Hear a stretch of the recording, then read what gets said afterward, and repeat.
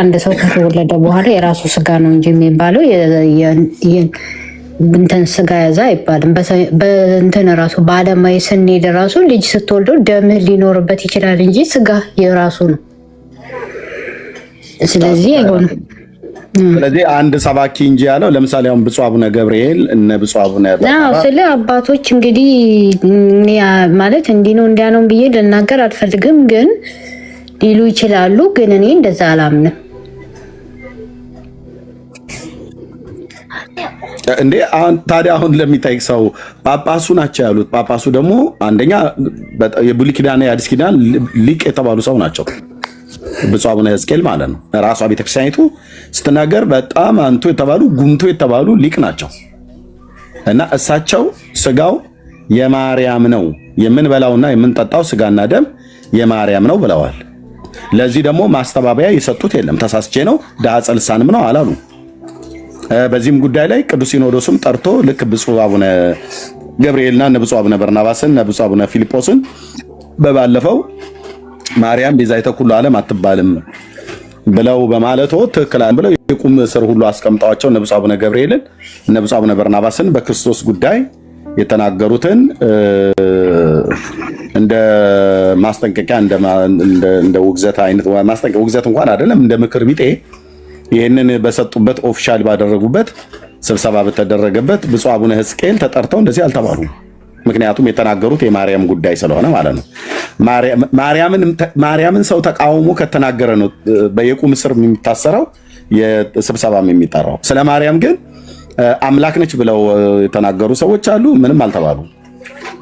አምላክ ናት አፍርሳ ትሰራናለች ብለው ሲሉ ማንም ጠርቶ ምንም ያላቸው ሰው የለም።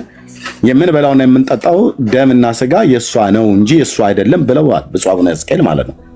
ስለዚህ ምናልባት አሁን አንቺ እንደ አንድ የቤተክርስቲያን ምዕመን አማኝ ምናልባት ይሄኛውን አስተምሮታቸውን አውደ ምሕረት ላይ ቆሞ አንድ መምህር አይ ስማቸውን ባይጠቅስም አይ እንደዚህ ተብሎ የሚባለው ነገር ትክክል አይደለም፣ ውሸት ነው፣ አንቀበልም፣ ሊታረም ይገባል ብሎ ያለ የአንድ ሰባኪ ሐሳብ ነው ይዘሽ የመጣሽው እንጂ በሲኖዶስ ደረጃ ተጠርተው ትክክል አይደሉም የተናገሩት ነገር ተብሎ የተባለበት ነገር የለም። እና ግን በኦርቶዶክስ እንደዚህ መገኘቱ የእውነት ጌታ ምስክር ማለት ነው የነውር ነው። መጽሐፍቶቻቸው ይናገራሉ። ልብ በሉ። ከዛስ ጳጳሳቱ አስኬማ የደፉ ጳጳሳት ናቸው የሚናገሩት። እህታችን ኪያ ትሻላለች ማለት ነው ከጳጳሳቱ። ምክንያቱም በምንም አይነት መልኩ አዎ በስጋና በደም ተካፍሎ ከቅድስት ድንግል ማርያም ተወልዷል። አዎ እኛም ይሄንን እናምናለን። እኛም የወንጌላውያን አማኞች ይሄንን እናምናለን። ግን ስጋ በስጋና በደም ተካፍሎ የሰውን ተፈጥሯዊ ባህሪ ገንዘቡ አድርጎ ከተወለደ በኋላ ግን ያ ስጋ ኢየሱስ ቀራንዮ መስቀል ላይ ሲሰቀል ያ የተቆረሰው የማርያም ስጋ ነው ብሎ የሚል እንደ ኦርቶዶክስ እንደዚህ አይን ያፈጠጠ ጥርስ ያገጠጠ ክደት አላየንም፣ አንቀበልም። ስለዚህ ተድበስብሷል። እሱ ተድበስብሷል። መጽሐፍቶቻችሁም ላይ በታምረ ማርያም ላይ የተጻፈ ማለት ነው። ታምረ ማርያም ከመጽሐፍ ቅዱስ እንደሚበልጥ ታውቂያለሽ ኪያ?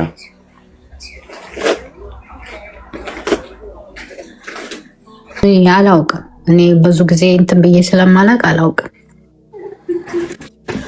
በግልሽ አንቺ ከመጽሐፍ ቅዱስና ከታምረ ማርያም የትኛው ነው ይበልጠው? እንደ አንድ ኦርቶዶክሳዊት እምነት ተከታይ እንዴ ከሁሉም በላይማ መጽሐፍ ቅዱስ ነው። መጽሐፍ ቅዱስ ነው እኔ ብዬ ነው ማምነው። እንግዲህ ታምረ ማርያም ነውስ ብሎ የሚለውን አታምኚም? ታምረ ማርያም እኔ ብዙ ማይቺ ብዙ አላውቀውምና እንደዚህ ነው ብዬ ለመናገር አልችልም። ማለት እንደዚህ ነው እንደዛ ነው ልል አልችልም። ለምን? እንግዲህ ማለት ስለምን እንደሚያወራ አላወኩትም። እንዴ ታምረ ማርያም ሲነበብ አሳይም እንዴ አጋጣሚ ሆኖ ነገር ሀሳብ እሷን ተዋትና በቃ እኔ ጋር እንወያይና ክርስቶስ ከማርያም ስጋ ነስቷል የሚለው ሀሳብ ልስጥ። ውይይት ከሆነ ብዙም ዲፕ ገብቶ ልጅቷን መጠየቁ ምንም ጥቅም ያለው አልመሰለኝ። ኦርቶዶክሳዊት እኮ ስለሆነች ነው ቅድሚያ ነው የመጣችው። ለሷ አላቅም አለች እኮ በቃ አላቅም ካለች አታውቅም። በቃ እኔ ስለማውቅ እኔ ነው። ኦኬ ቴንክ መልክ እሺ መጽሐፍ ቅዱስ ማለት ታምረ ማርያም ከመጽሐፍ ቅዱስ እንደሚበልጥ ታውቃለህ ወይስ አታውቅም? እኔ አሁን ላስረዳህ። እኔ ኦርቶዶክስ ስለ እኔ ያለሁት ኢትዮጵያ ውስጥ አይደለም።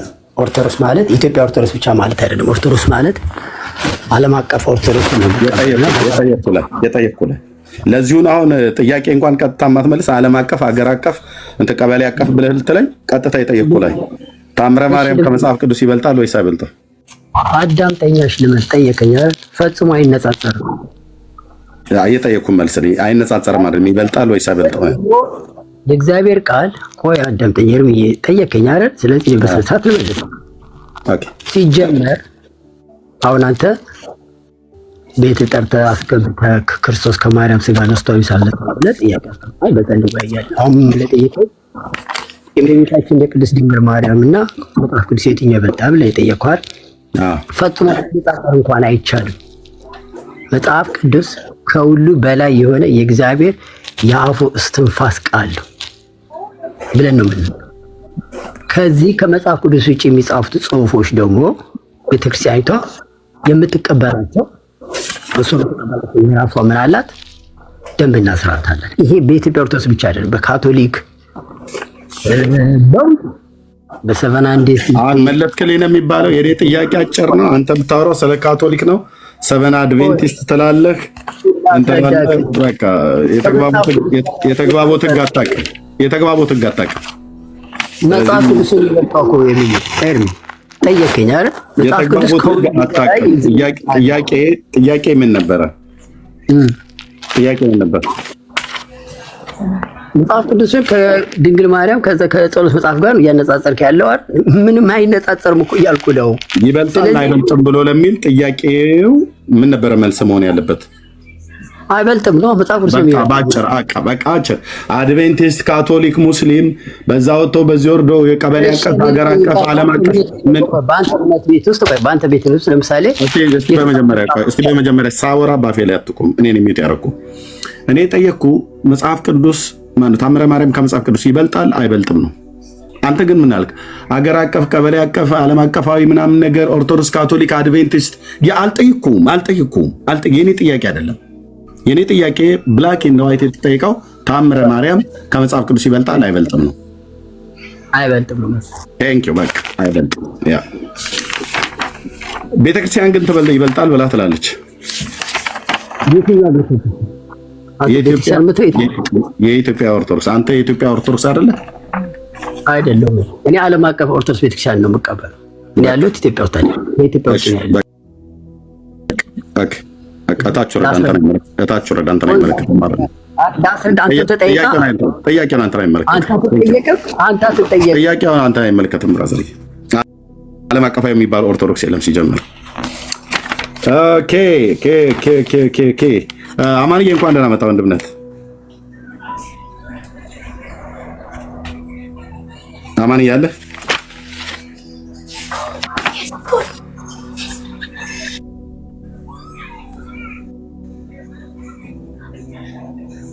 አማን ያልስ ሌላ ጸጉረ ልውጥ ነህ።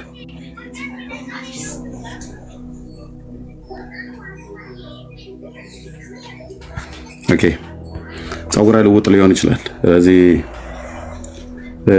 ኦኬ ሌሎች ካላችሁ ንግቡ።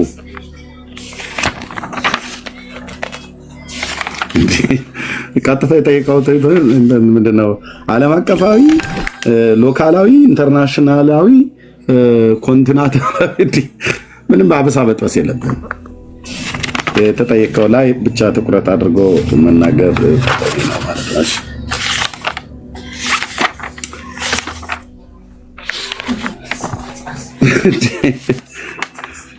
ብሩኬም ወረደ ፈርቶ ነው። ብሩኬ ነገሩ አላማረውም አይደል?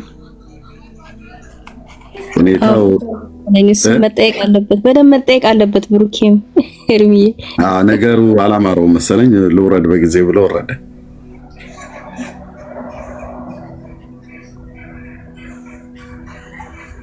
ኦኬ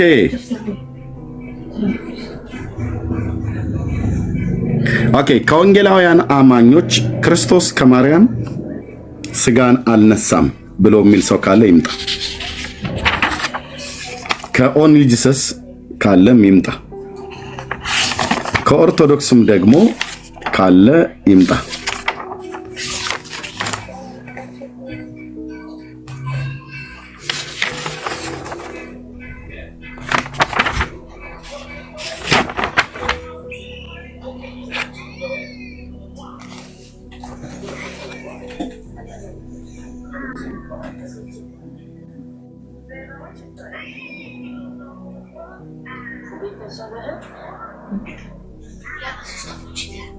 ታምረ ማርያም መጽሐፍ ከመጽሐፍ ቅዱስ በላይ እንደሆነ መረጃዬን ይዣለሁ።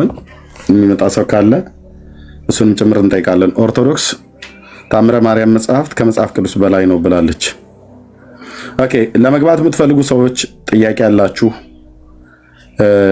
አንዳንድ ቁጥር ጻፉልኝ። አስገባነው 77 ቁጥር ወይ አንዳንድ ቁጥር ጻፉልኝ፣ አስገባችኋለሁ። አያችሁት አይደል? አሁን ይሄ ሁሉ ሰው ገብቶት ይመስልሻል? እህትዬው ዝም ያለው ያው ከውጭ ሆኖ በጣም ብዙ ሰው እያየክ ነው እና ለምን እንደማይገቡ እኔ አልገባኝም። ባለፈው እኔ ጋር ራሱ ሲሉ ነበር እና ለምን አትገቡም እና እንወያይም? ምንም ማለት አይደለም፣ መማማር ምንም ማለት አይደለም፣ ግን ብትገቡ ደስ ይለናል።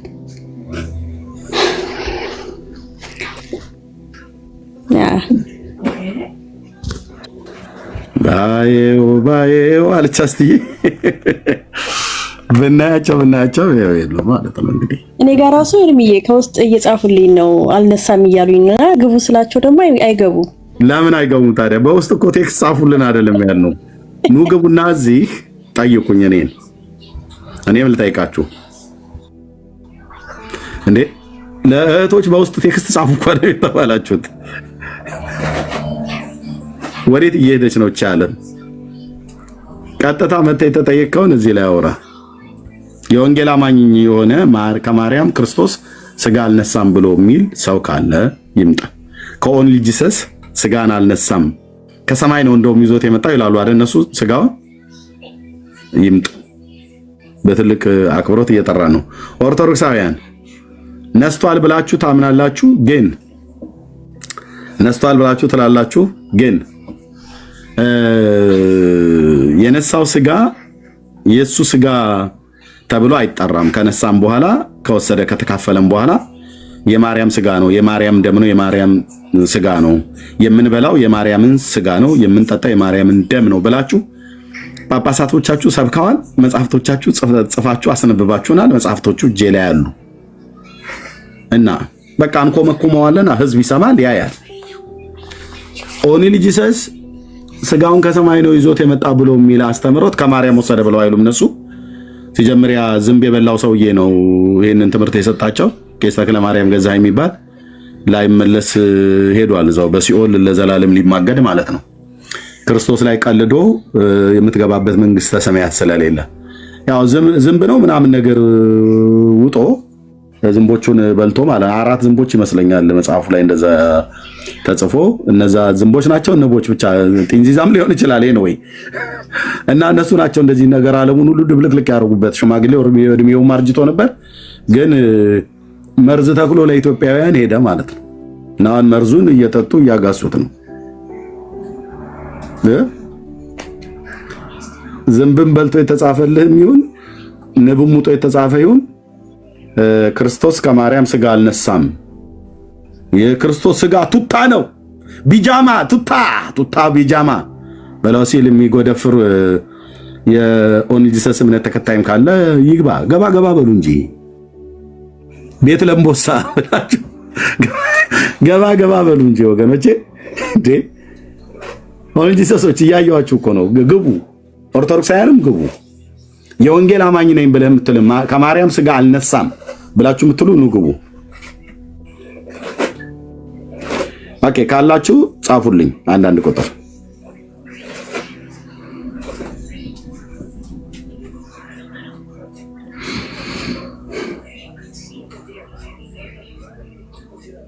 ካላችሁ ኖ ጥያቄ የማይጠይቅ ሰው ገስት ላይ አሁን አላስቀምጥም። ኦኬ ገስት ላይ አላስቀምጥም። እሺ ኪንግደም ነው አይ ቲንክ ልኬልሃለሁ። አንድ ቁጥር ጽፈሃል።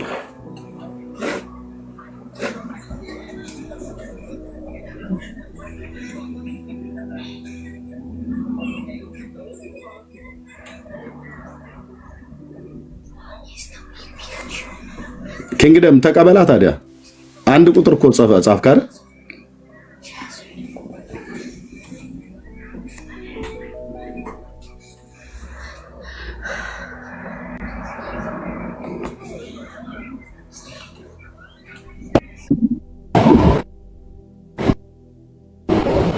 እሺ ኢትዮጵያዊ ማን ኢትዮጵያን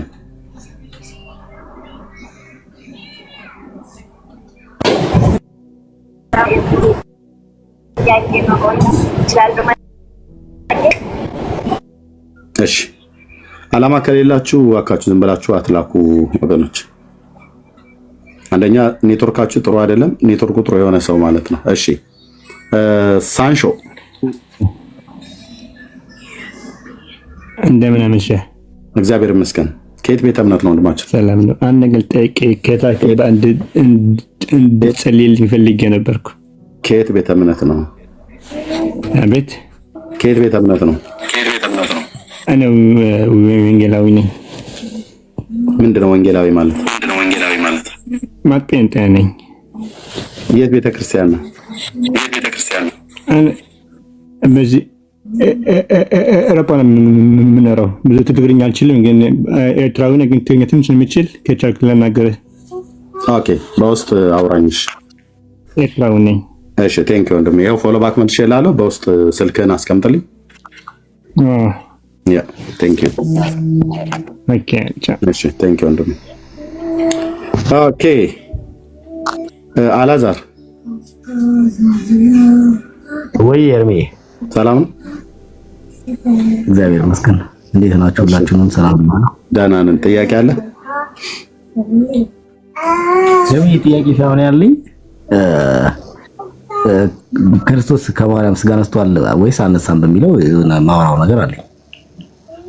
አንተ በየቱ ነው የምታምነው?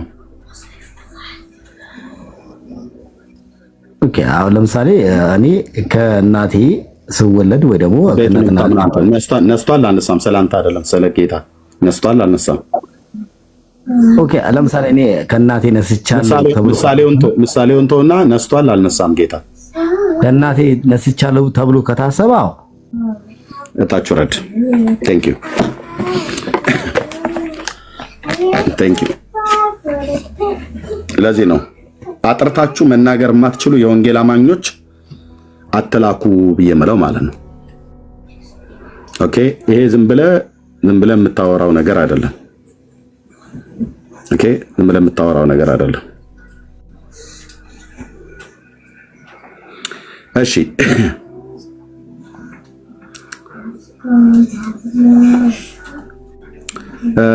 ማነች ሄቨን የምትባዩ እንዳትልኪ። እሺ፣ እዚህ ቤት ታውቂያለሽ፣ እዚህ ቤት እንዳትልኪ። አንቺ ዝም ብለሽ አንድ ተራ የቡና ወሬ የምታወሪ መንደርተኛ የሆንሽ ሴት ስለሆንሽ ታውቂኛለሽ ለረጅም ዘመን እና አንቺ የሚያምርብሽ ሄደሽ ከኦርቶዶክሳውያኑ ጋር ከሉተራውያኑ ጋር ተሰልፈሽ ስትሳደቢ ነው። እሱኛውንም ማድረግ ያለብሽ እንጂ እዚህ ቤት እንዳትልኪ። እሺ፣ ሌሎች የኦንሊ ጂሰስ እምነት ተከታይ የሆኑ ሰዎች እንዲገቡ ነው።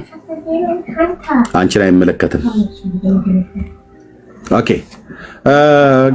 ጋሽ በሌ እንኳን ደህና መጣህ። ኤርሚ እንደምን ደህና ነህ ሆይ? እንኳን አየሁህ እና እነ ብሩኬን አይቼው እኮ እንትን ሲል እንደ ቤቱማ ባዶ አይሆንም እንዳው ዝም ብዬ ትልበል ብዬ ነው። እና ብቻ ዛሬ ጥሩ ነገር ነው ያስከው። አንዳንድ ሰዎች እዛ ውስጥም ሆነው ኮምፕሌን እያቀረቡ ሲያዘጉ አይቻለሁ። ብዙ የሚቀመጡ የታመኑ የሚመስሉ ሰዎች ነውረኞችም አይቻለሁ። የምታደርገው ትክክል ነው። በርታ። መቼም እንግዲህ ይሄንን የወንጌል አማኝ ሆኖ ክርስቶስ በስጋ አልተገለጠም ካልን የአዳም ኃጢአት የወረስ ነው አልተሻረም እንደማለት ነው። አይ ካልን ሳይሆን የሚሉ አንዳንድ ሰዎች አሉ። እኛማ አንልም እንደምታቀዳሽ በለ። አዎ እኮ ታዲያ ያ ማለት እኮ በአዳም የመጣውን ኃጢአት አልተሰረየም በአዳምን ስጋ ለብሶ ልክ በአዳም ኩሌታ ተገኝቶ ነው ክርስቶስ የከፈለው። አምላክ ነው። ግን ደግሞ እኔ የማየው ነገር ምን እንደሆነ ልንገርህ ኤርሚ። እኔ የማየው አንድ ትልቅ ነገር ምንድነው? እኛ አማኞች ክርስቶስንም እንደሚገባ ተረድተነዋል ለማለት ይቸገራለሁ። የእግዚአብሔር አምሳል ራሱን ሊገልጽ ስለወረደ ልክ አንድ ሰው አድርገን ስለንም እናስቀምጣለን። ግን ፍጹም አምላክ ፍጹም መለኮት የማይተናነስ መሆኑን የዘነጋንም አለን። እዛም ላይ አንድ ወቅት ላይ ብትሰራበት ጥሩ ነው ብዬ አስባለሁ። ራሱ ነፍሴን ላኖራትም ላነሳትም ይችላለሁ አለ። ግን ደግሞ በሌላ በኩል ለአብ ለአባቱ ክብር ሰጥቶ ነው ያለፈው። ያንንም ብትሰራበት ጥሩ ነው ብዬ ሀሳብ ሰጣለሁ። ይህንን ነው ማለት የምወደው። ቴንኪዩ። እሺ ቴንኪዩ ጋሽ በሌ። ያ እግዚአብሔር ይባረክ። ኦኬ መምጣት የምትችሉ ሰዎች በዚህ ጉዳይ ላይ እስካሁን ድረስ አይታችኋል። ከኦንሊ ጂሰስ፣ ከኦርቶዶክስ፣ ከኛ ከወንጌላውያን አማኞች አንዳንዶቹ በዚህ ትምህርት ጉዳይ ላይ የማያምኑ በዚህ ትምህርት ጉዳይ ላይ የተሻፈፈ መረዳት ያላቸው ሰዎች አሉ እና ይሄ ደግሞ አንዳንዶቹ ያለ እውቀት ስለሆነ በእውቀት መታረም ይችላሉ ብሎ በሚል አንዳንዶቹም ደግሞ ያለ እውቀትም ሆነው የሳቱ ሰዎች ስለሚኖሩ እነሱን ሁሉ ለማገዝ ለመርዳት ነው። ከታቻውን የኦንጂሰስ እምነት ተከታዮች ነን ብለው የሚሉ አሉ። ኮሜንት ላይ ሲሯሯጡ አይቻቸዋለሁ፣ ግን አይገቡም። ለምን? ክርስቶስ ከማርያም ስጋን አልነሳም፣ ስጋውን ከሰማይ ይዞ መጣ ብሎ የሚል እንዳልኳችሁ የተጣመመ አጋንንታዊ ትምህርት አላቸው። አይገቡም። ግን ቤታቸውን ከፍተው ግን ዝም ብለው ሲጮሁ ይታያሉ። እነሱ ግን እዚህ ገብተው መነጋገር ግን አይፈልጉም። አንዲት ተሳዳቢ የሆነች ዝም ብላ ይቅርታ የቋንቋ ስናገር እንደ መንደርተኛ ሴት የምትባል አይነት አለ። ተሳዳቢ የሆነች ማለት ነው። በየቦታው ከፌስቡክ ጀምሮ ነው ማቃት። እሷ ነች አሁን ገስት የላከችው እንጂ ሌሎቹ አላኩም። እሷ ደግሞ እዚህ ቤት አትገባም። ያው ካላት ምንድነው ባህሪያት የተነሳ ማለት ነው። ኦኬ ሌሎቹ ግን ካሉ መምጣት ይችላሉ። ለምሳሌ ቄሶች ምናምን ነገር ካሉ አገልጋዮች ነን ብለው የሚሉ ካሉ መምጣት ይችላሉ እነሱ ማለት ነው። ለኦርቶዶክሳውያን ያደረግነው ለምንድነው? ኦርቶዶክሳውያኑ ክርስቶስ ከማርያም ስጋ ነስቷል ብለው ያምናሉ። ስጋው ከነሳ በኋላ ግን የማርያም ስጋ ነው የሚባለው እንጂ የኢየሱስ ስጋ አይባልም ብለው በመጽሐፍ ጽፈዋል። ጳጳሳቶቻቸው ተናግረዋል። ደሙ ከሷ ከተወለደ በኋላ ደሙ የማርያም ደም እንጂ የኢየሱስ ደም አይባልም ብለዋል። ይሄን ብቻ አይደለም፣ የምንበላውና የምንጠጣው ደም የማርያም እንጂ የኢየሱስ አይደለም ብለዋል ጳጳሳቶች ሁሉ ጭምር። እሱም ብቻ አይደለም፣ ታምረ ማርያም የሚባለው መጽሐፍታቸው ከመጽሐፍ ቅዱስ በላይ እንደሆነ ደግሞ አሁን ደግሞ አለ ማለት ነው። መጽሐፉ እጄ ላይ አለ። በሁለቱ ጉዳይ ለምጠይቀው ኦርቶዶክሳውያን እስከ ዛሬ ድረስ መጽሐፍ ቅዱስ መመሪያችን ነው ሲሉ ነበር። አይደለም፣ ታምረ ማርያም ነው የነሱ መጽሐፍ ትልቁ። ከመጽሐፍ ቅዱስም በላይ ስፍራ እንዳለው እንደሚበልጥ የተናገረውን የሚያወራ ሰው ካለ ሲመጣ ካሜራውን ከፍታለሁ። ኦልሬዲ አዘጋጅቼ ሰንጄ ስለተቀመጥኩ ማለት ነው። እና ይሄን እናወራለን። ቴንክ ዩ። በእምነት እንኳን ደህና መጣሽ ወይ እንኳን ደህና መጣ። የሴት ፎቶ ስለማይ ሴት ቶኛለሽ። ሴት ነኝ። እሺ ኤርሚ ተባረክ። በጣም ነው የማመሰግን፣ በጣም ነው ማካብሪህ። ምክንያቱም በጣም በቃል በድፍረት ነው የምታስተምረን። ብዙ ነገር ካንተ ተምሬያለሁ። በሶሻል ሚዲያ ማለት በቲክቶክ ብዙ ጊዜ ዩቲዩብም ላይ ተከታይ ነኝ። እኔ ጴንጤ ነኝ። እሺ ጴንጤ ነኝ። ያው ቅርብ ጊዜ ነው ያመንኩት ኢየሱስ ክርስቶስን ግን ለዳኛ አድርጌ የተቀበልኩት። ቤተሰቦቼ ሙስሊም ናቸው። ያኔ ሙስሊም ነበርኩኝ ማለት ነው። ኦኬ አሁን ጥያቄ ምንድነው? የሆነ ጊዜ ላይ ከሙስሊሞች ወደ እስልምና ተመለሽ የሚል ሐሳብ መጥቶ ነበር። እኔ ደግሞ አንድ ፈጣሪ ነው ያለን፣ እኔ ወደ ፈጣሪ ነው የተጠጋሁት። ምክንያቱም ኢየሱስ ክርስቶስ ስለ ሰው ልጅ የሞተ ነው፣ ወይም ደግሞ የፈጣሪ ትእዛዝ የአንድ ፈጣሪያችን ትእዛዝ ኢየሱስ ክርስቶስ በአዳምና በሔዋን የመጣውን ኃጢአታችን በራሱ አድርገው በሱ በማመን ነው አንድ ፈጣሪን ማግኘት የምንችለው። ስለዚህ ነው እኔ ጴንጤ ሆንኩት ብዬ ሳስረዳቸው አይ እና አብርሃም እኮ ወደ ካዕባ ነው የሚሰግዱት እና አብርሃም በፊት የነበሩ ነብያት ሁሉ እንደዛ ነው የሚሰግዱት። ኢየሱስ ክርስቶስ ራሱ እኔ ሰው ነኝ እንጂ አምላክ አይደለሁም ብሎ ተናግሯል። ስለዚህ ለምንድን ነው እንደዛ የምትዩ ስሉኝ መጽሐፍ ቅዱስ ላይ እኮ ኢየሱስ ክርስቶስ ጌታ እንደሆነ በልብህ ብታምን በአፍህ ብትመሰክር ትድን እናም አብ ራሱ ለልጁ ትልቅ ስም እንደሰጣ ወይም ደግሞ ከፍ አደረገው ለመስቀል ሞት ፈቃደኛ በመሆኑ ኢየሱስ ክርስቶስን ከፍ እንዳደረገው መጽሐፍ ቅዱስ ላይ ያለውን መረጃ ሲሰጣቸው አይ ጌትነት ማለት እኮ ያኔ ታላቅነትን በፍጥረት ላይ ታላቅነትን ሰጠ እንጂ የሰማዩን ስልጣን አይደለም የሰጠው ምንያምን የሚለው ጥያቄ ስላመጡልኝ እኔ አሁን የፈለኩት ምንድነው የቅድማ ነብያቶቹ እና አብርሃም የነበሩቱ እየሰገዱ የነበረው ወይም ደግሞ ወደ ካዕባ ነው ወይ እዛ ያለውን ድንጋይ እነሱም ያመልኩ ነበር ወይ ያንስ እንዴት ነው ማገኘው ብዬ ነው። ሰሞኑን ላይ ተመለሰሽ አረስቱን ዳይቨርት ማድረግ ስለሚሆን የት ቤተክርስቲያን ነው ተመረሻል? መሰረታዊ ክርስትና ትምህርት እታችን ግማሽ አድርጌ ነው ወደ አረብ ሀገር የመጣሁት። አሁን አረብ ሀገር ነው ያለሁት። ያው በኦንላይን ምናምን ነው የምከታተለው እንጂ አልጨረስኩትም ስለ ዲነት ትምህርቱን ማለት ነው። የውሃ ጥምቀትም አልተጠመቅሽም? ተጠምቄ ያለው በቤተ ክርስቲያን እንዳማንኩ ነው የተጠመቅኩት። የት ቤተ ክርስቲያን? ቃለ ሕይወት ቤተ ክርስቲያን እዛ ሀዲያ ሆሳና ማለት ነው እዛ ነው። ቴንክ በቃ በውስጥ አውሪ። ይሄንኑ አረስት ስናደርግ አንድ ሰው ሼር ታደርጓታላችሁ። ማይክሽን ሚዩት አድርጉ የህፃኑ ድምጽ ስላለ ማለት ነው። እና የሙስሊሞችን አሁን ይሄን አረስት ዳይቨርት ስለሚያደርግብን ሙስሊሞች ላይ በዚሁ ጉዳይ መተን አብርሃም ወደ ካባ ዞሮ ወደ ቂልባ ዞሮ ይሰግድ ነበረ ብለዋል። መረጃቸውን ይዘው እንዲመጡ ሙስሊሞች ኮዲው ተዘጋጁ። እኔ በጣም ብዙ ጊዜ ጥሪ አድርጌ ነበር። ሙስሊሞች አምላክ ነው ብላችሁ የምትሉት የእስራኤል አምላክ ነው ወይ? እስራኤልን ከግብጽ ምድር መርቶ ያወጣ ነው ወይ? በሳይናይ ተራራ ላይ ሙሴን ያወራው አምላክ ነው ወይ ብዬ ጥያቄ ጠይቄ ነበር። አንድም በአግድመት እንኳን ያለፈ ሙስሊም የለም። እና በዚሁ አርእስት ላይ አረስት አደርጋለሁ። መሐመድ አላህ ብሎ የሚጠራው አምላክ የብሉይ ኪዳን ነቢያት ጠርተውት ነበር ወይ? ከሱ በፊት የነበሩ ነቢያት ጠርተውት ነበር ወይ ብሎ ሚል ቻሌንጅ አቅርቤያለሁ። በሌላ ጊዜ ላይ ቤት ስከፍት ትመጣላችሁ። ያውኑን አርእስቱን ይሄን ዳይቨርት ስለሚያደርግብን እህታችን በውስጥ ልታገኝ ከፈለግሽ ብርኬንም አገኙ። ትምህርቱን ግን ብትቀጥይ በጣም ደስ ይለኛል። ኦኬ ተጠምቀሽን የመጣሽው ቃለ ሕይወት እዚህ ብሩኬን ፎሎ አድርገሽው ቴሌግራም ግሩፕ ላይ እሱ ያስተምራል። እዛ ብትማሪ እጅግ ትጠቀሚያለሽ። ተባረኪ፣ ጸጋ ይብዛላችሁ። ኦኬ አሜን። አመሰግናለሁ። ተባረኩ። እግዚአብሔር ይጠብቃችሁ። አሜን። ቴንክ ዩ ተባረኪ። እሺ ወደ እምነት እንኳን ደህና መጣ። እኔ እኮ ፈርተህ የወጣህ መስሎኝ ነገሩ ጫን ያለ እንደሆነ ፈርተህ የወጣህ መስሎኝ ነበር። እርሜ እንዴት ነህ?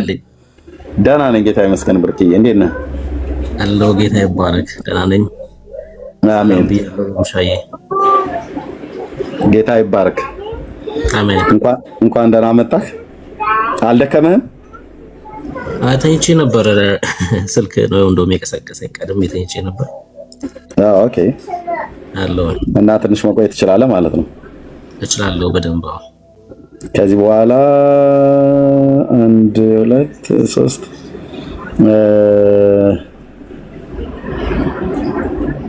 ለ4 ሰዓት ያህል ለ3 ሰዓት ያህል መቆየት እንችላለን። ቸርች ሰዓት እስኪደርስ የቸርች ሰዓት እስኪደርስ ማለት ነው። ኦኬ በዚህ አርእስት ላይ እንግዲህ ዛሬ 3 አካላትን ጥሪ አቅርቤያለሁ። ቤት ከከፈትኩኝ 1 ሰዓት ከ20 ሆነ። የጠራዋቸው የወንጌል አማኞች ነን ብለው የሚሉ ክርስቶስ ከማርያም ስጋን አልነሳም የሚሉ አንዳንድ ጉህሊያን የሚባሉ ተገኝተዋል መካከላችን። አንዳንድ ተምረው እውነትን ማወቅ የማይፈልጉ ክርስቶስ ከማርያም ስጋን አልነሳም ብለው የሚሉ አንዳንድ ነው ያልኩት። አብያተ ክርስቲያናት አይደለም፣ በእኛ በወንጌል አማኞች ውስጥ ያሉ እነዚህ ሰዎች ያለ እውቀትም ሊሆን ስለሚችል በእውቀትም የተማሩ ነገረ መለኮቱ ዓለም ተምሬያለሁ ብሎ የሚል ሰው ካለ ይምጣ ብዬ ጥሪ አቅርቤያለሁ። ለወንጌላውያን አማኞች ውስጥ ያሉ ክርስቶስ ከማርያም ምንም የተካፈለው ምንም የወሰደው ነገር የለም ብላችሁ የምትሉ የወንጌል አማኞች ካላችሁ ኑ ብያለሁ። በዚህ ማለት ነው። አንድ ኦንጂ ሰሶችንም በዚህ ጥሪ አድርጌያለሁ። ሁለት ኦርቶዶክሳውያን ደግሞ ነሳ ብለው ይላሉ። ነሳ ብለው ካሉ በኋላ ያው እንደምታውቀው ደሙ የሱ ሳይሆን የሷ ነው፣ ስጋው የሱ ሳይሆን የሷ ነው ብለው የሚሉት አለ። ሌላ ደግሞ በታምረ ማርያም መጽሐፍታቸው ላይ ከመጽሐፍ ቅዱስ እንደሚበልጥ ታውቃለህ አታውቅም ብሩኬ?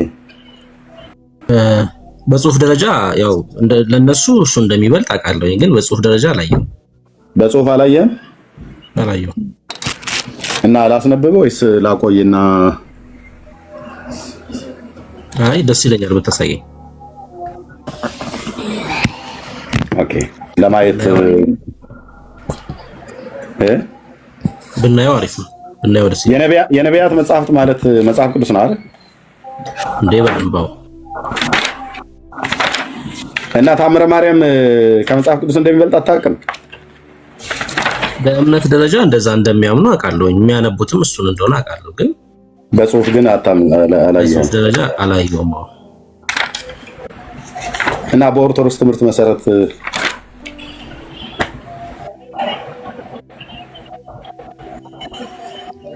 ትምህርታቸው ማርያም ላይ ቤዝ የሆነ እንደሆነ ግን ግልጽ ነው። ኦኬ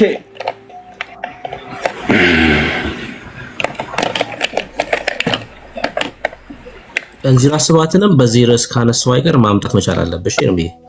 ለምን ማለት ያው የሚቆርቡት የእሷን ስጋ እንደሆነ በግልጽ ስለሚናገር ስጋ ነሳ ሲሉ ምን እያሉ ነው የሚለው ነገር በደንብ መመለስ አለበት ከመጽሐፍቶቻቸው አንፃር ማለት ነው። መጽሐፍቶቻቸውና ራሱ ሊቃውንቶቻቸው ብለው የሚሉት ተመሳሳይነት አለው አይደል? አዎ በደንብ በደንብ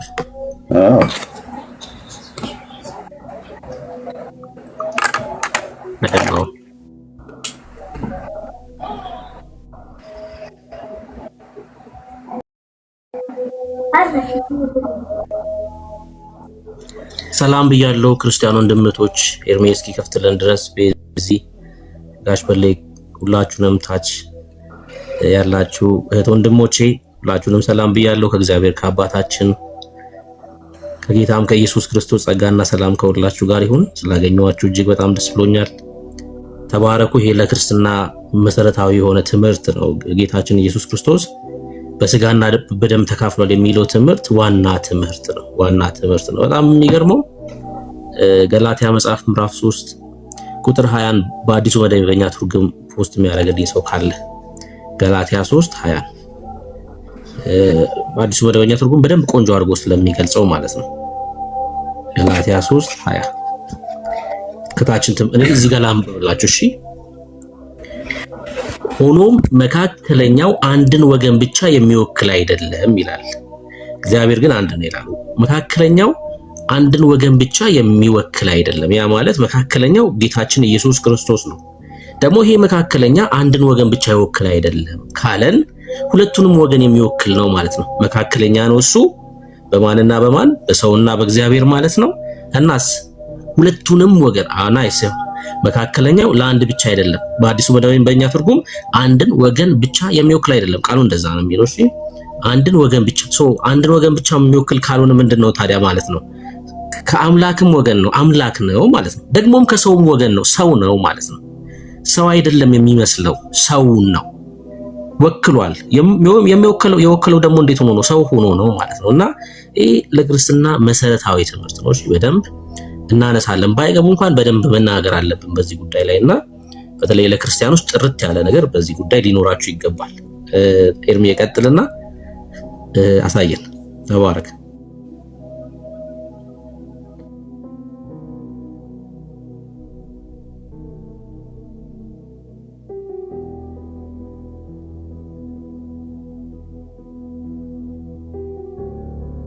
ሚዩት ነው ኤርሚ፣ ሚዩት ነህ።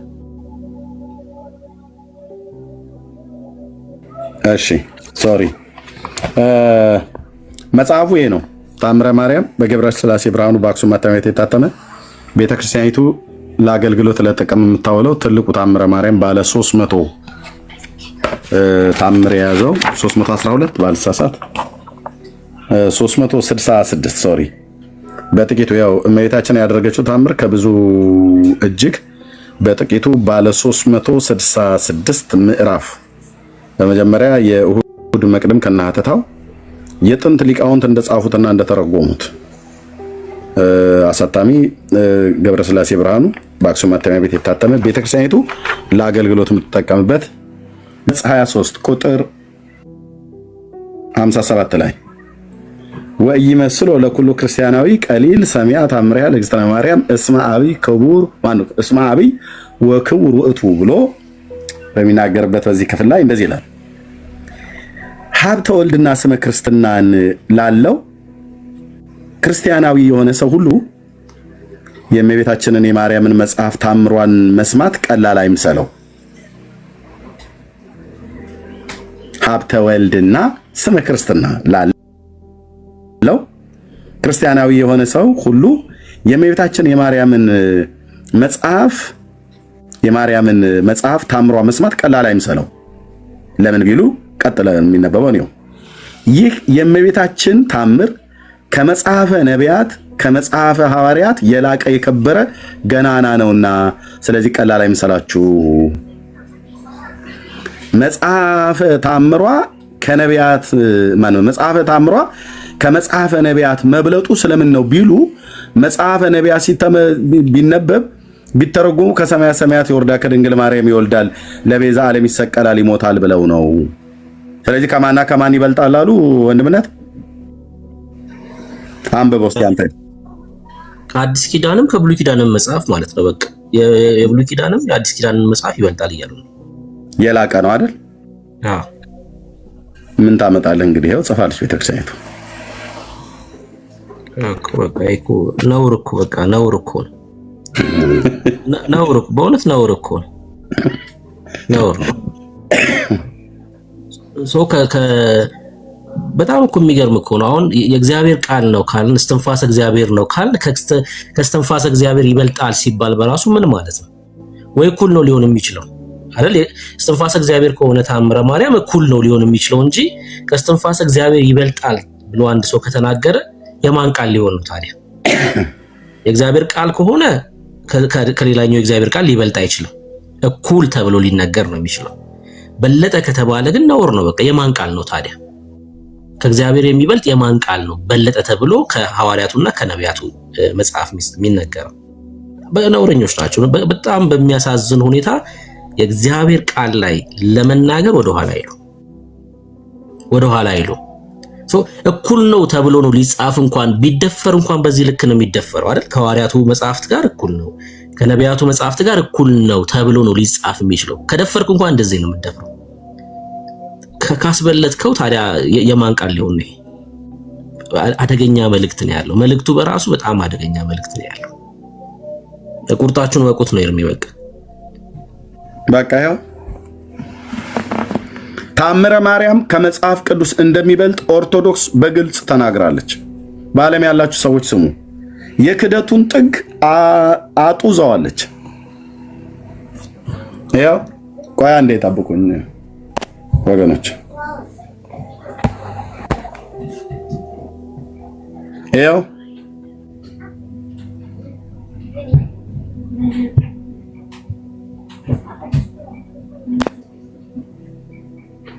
ጥርት ብሎ ይታያቸዋል።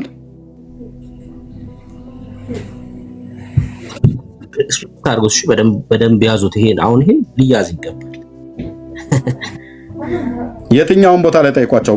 ከመጽሐፍ ቅዱስ በላይ የሚበልጥባት ታምረ ማርያም መጽሐፍ ነው። ማን ያለችው? ኦርቶዶክስ ተዋሕዶ ቤተክርስቲያን ያለችው።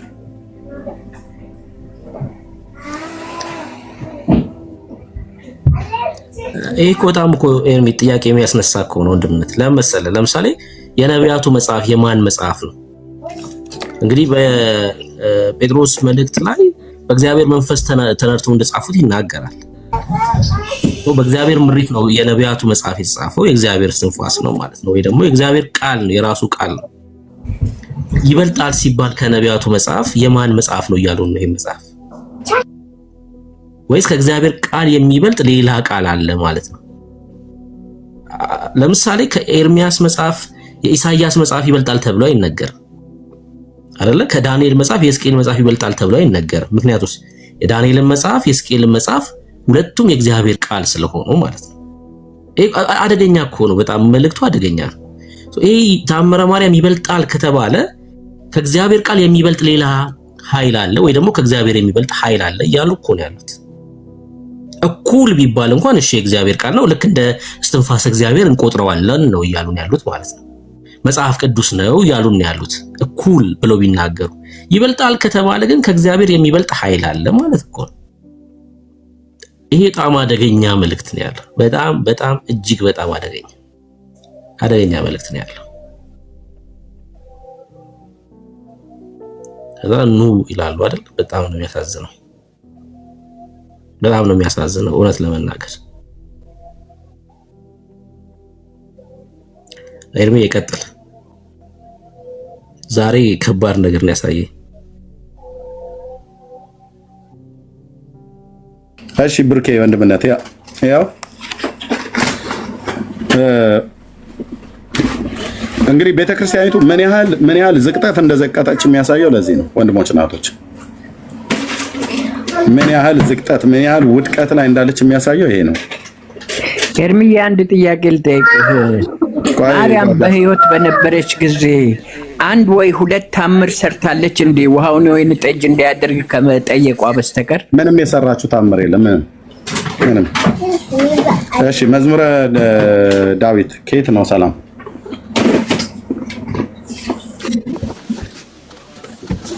ሰላም ነው። እግዚአብሔር ይመስገን። ከየት ቤተ እምነት ነው?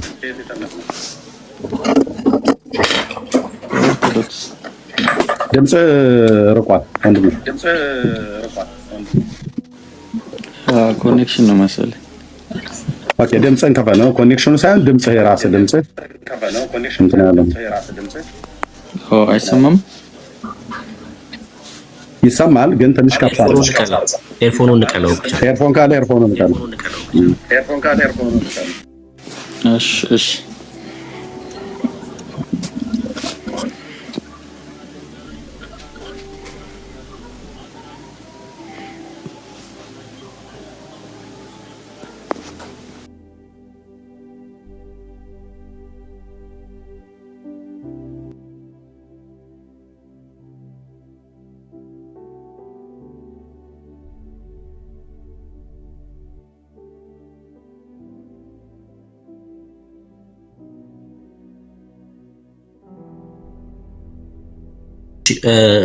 አንሚዩት አድርገውና ማውራት ይችላል።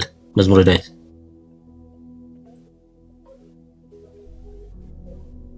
እሺ መጽሐፉን አየው። ይሄ ተአምረ ማርያም የሚለው መጽሐፉን አየው። ይሄ ተአምረ ማርያም ከነቢያቱ መጽሐፍና ከሐዋርያቱ መጽሐፍ እሺ ምን ትላለህ?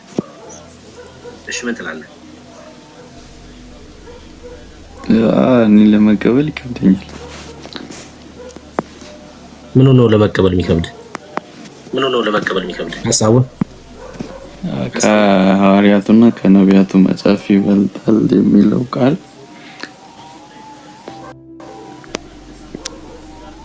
ግን ያው ብዙውን ጊዜ በፊት የሆነ አንድ መጽሐፍ ይተረጎም አባቶች ሊቃውንቱ ምናምን ተሰብስበው አይደል የሚተረጉሙት። እስኪ ኢንተርጎም እስኪ ብዙ ነገር አልኩ ከተጻፈበት ወደ ግዕዙም ሆነ ወደ አማርኛው ሲተረጉሙት ሁሉንም ነገር በጊዜው በሚመቻቸው መሰለኝ የተረጎሙት ከመጽሐፍ ቅዱሱ ጀምሮ ማለት ነው። ተአምረ ማርያምን ብቻ ሳይሆን መጽሐፍ ቅዱሱን ጨምሮ ወይ እንደ ሀገር ለኛ እንደሚመቸን ይሁን የሆኑ ልክ ያልሆኑ ነገሮች ብቻ ተተርጉመዋል። ግዕዙን እናሳይክ። አሁን ወደ አማርኛ ምናልባት ሲተረጎም ያስተጋባል። ግን እኔ ታወራ አላፋቀር ይረብሻል።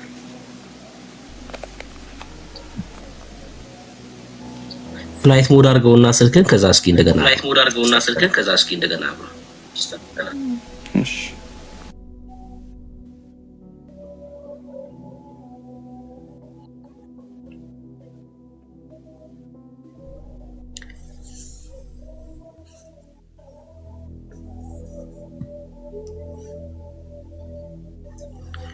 እሺ ሌላ ኦርቶዶክሳዊ መግባት ይችላል።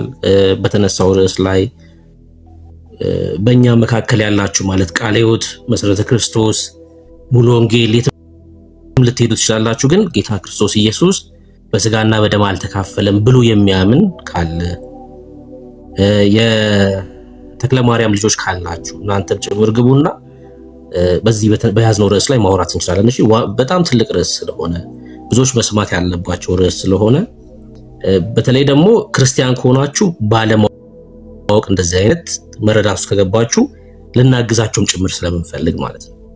ጥያቄም ካላችሁ ልናግዛችሁ ጭምር ስለሆነ ማለት ነውና አንዳንዴ ባለማወቅ እንደዚህ አይነት መረዳት ውስጥ ልንገባ ስለምንችል እናንተም ገብታችሁ በዚህ ርዕስ ማውራት እንችላለን። እሺ ሚኪ። እሺ ሰላም ናችሁ? እንዴት ናችሁ? እግዚአብሔር ይመስገን። እንኳን ደህና መጣ። ሰላም እንኳን ሁላችሁም ደህና ናችሁ? እንዴት ናችሁ? እግዚአብሔር ይመስገን። ጌታ ይባረክ። ከየት ቤተ እምነት ነህ? እኔ የወንጌላውያን አማኝ ፕሮቴስታንት ነኝ። እሺ የት ህብረት? መካነ ኢየሱስ ነኝ።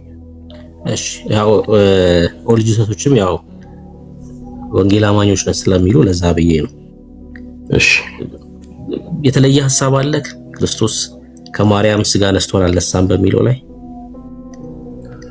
እንግዲህ ወንድሜ ሲናገር እንደሰማሁት ከማርያም ስጋ አልነሳም የምትሉ ግቡና ተነጋገሩ ስላለ ነው። እኔም ማምነው ከሷ ስጋ አልነሳም ብዬ ነው ማምነው። እንግዲህ እንደ እምነቴ ከሆነ አልነሳም ብለህ ነው የምታምነው አንተ? አዎ ማለት አልነሳም ማለት አማርኛው አንዳንዴ እንትን ይላል። እርግጠኛ ለመሆን ከሷ ምንም የተካፈለው ነገር የለም ለማለት ነው አይደል? ማለት ያዳምን አልተካፈለም፣ ያዳምን ኃጢአት ከሷ አልተካፈለም ለማለት ነው። የት ነው ግን ህብረት አደርጋለሁ ያልከኝ መጀመሪያ? እሱን ታይቀዋል። የት ነው ህብረት የምታደርገው? እኔ መካነ ኢየሱስ ነው ጌታን የተቀበልኩት።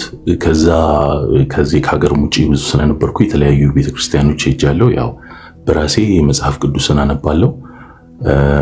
አሁን ያለሁት የግሬስ ኮሚኒቲ ቸርች በሚባለው ውስጥ ነው ያለሁት። የት ማለት ነው? እሺ አንዴ ችግር የለውም። መካነ ኢየሱስ ኢትዮጵያ በነበርክበት ሰዓት እንደዚህ ብሎ አስተምረውክ ነው ወይስ የአንተ የግል መረዳት ነው?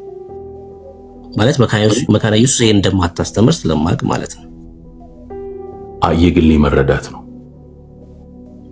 አሁን ከዚህ በኋላ ስትወያይ ከኔ ጋር የራስን መረዳት እንጂ መካነ ኢየሱስን ወክል አይደለም፣ የሷም ትምህርት አይደለም ማለት ነው።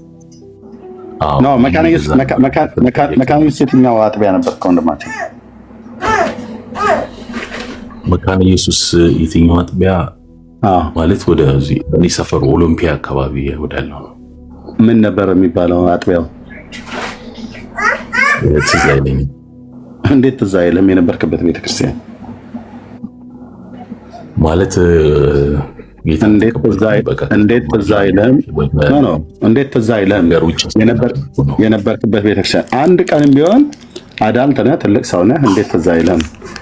ሄደህ ማኪያቶና ቡና የጠጣህበትን ካፌቴሪያ እንኳን ታስታውሰዋለህ አይደለም? የክርስቶስን ቤተክርስቲያን መካነ ኢየሱስን ያህል ጠርተህ ማለት ነው። የት አካባቢ ነው አጥቢያው? ወደ ኦሎምፒያ አካባቢ ነው ትዝ የሚለኝ እና ደቡብ አጥቢያ ሲባል ትዝ ይለኛል። ኦኬ።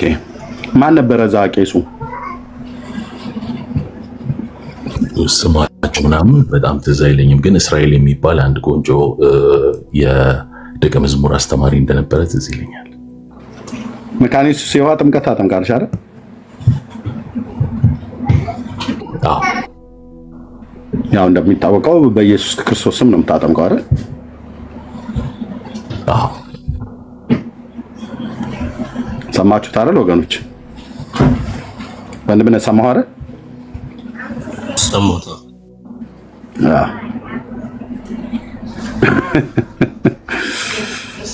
እንደሚታወቀው በኢየሱስ ስም ነው የምታጠምቀው አይደል? እየሰላው አዎ አለ አይደል?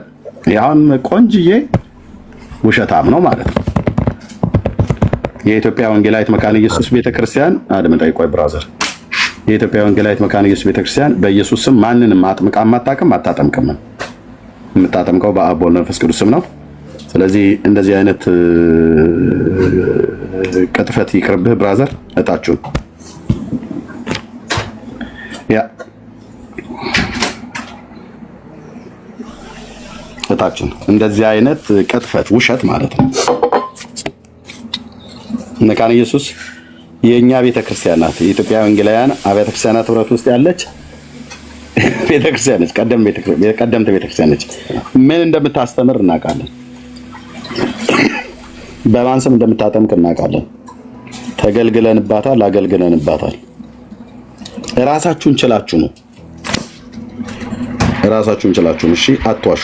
ራሳችሁን ችላችሁ ነው። ውሸት ጥሩ አይደለም በዚህ ዘመን። አዩ አይደል? ኦሎምፒያ መካነ ኢየሱስ አለ ወገኖች።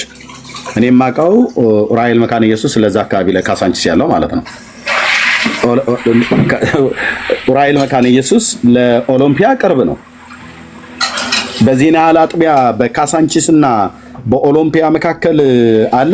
እማውቀው እኔ ኡራኤል መካነ ኢየሱስ ወንጌላዊ ደልሻ የነበረበት ማለት ነው። እንደዚሁም ደግሞ ወደዚህ እስከመጣ ድረስ አብረን አገልጋዮች እንጸልይበት የነበረ የቦሌ ማህበረ ምዕመናን የሚባለው ደሳለኝ ሆቴል አጠገብ ያለው ማለት ነው። እሺ ከመካነ ኢየሱስ ቤተክርስቲያን የሆናችሁ አንድ ሰዎች ነው ወንድሞች ወይቶች ከመካነ ኢየሱስ የሆናችሁ ካልሆነ በስልክ ደውዬ እጠይቃለሁ። እንዲህ አይነት ውሸት ተው።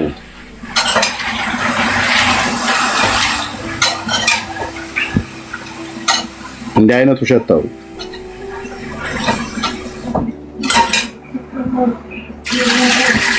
እሺ ከመካነ ኢየሱስ አላችሁ? አዎ አይ ሌላ ቦታማ አለ። እንጦጦ አለ፣ ቦሌ አለ፣ ልደታ መካነ ኢየሱስ አለ። በጣም ብዙ ቦታ ላይ አለ። በጣም ብዙ ቦታ ላይ ቻፕል አላት። እኔ ያልኩ ማነው ቸርች አለ። እኔ ያልኩ ያለሁትኝ በኦሎምፒያ እና በካሳንቺስ መካከል ብዙ እኮ ርቀት የለውም። ሸለቋን ሻገር ብቻ ማለት ነው። በባምቢስ ጋር ያለው ማለት ነው። ወንዙን ሻገር ብቻ ማለት ነው። ወደ ኡራኤል መካነ ኢየሱስ ለመሄድ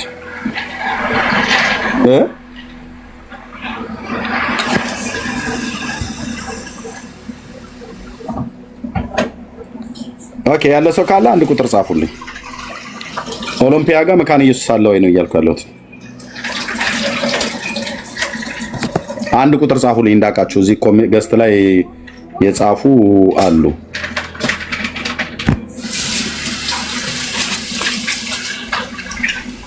ነው መካነ ኢየሱስ የት አለ አይደለም ያልኳችሁ ወገኖች፣ በጣም ብዙ ቦታ አለ መካነ ኢየሱስ።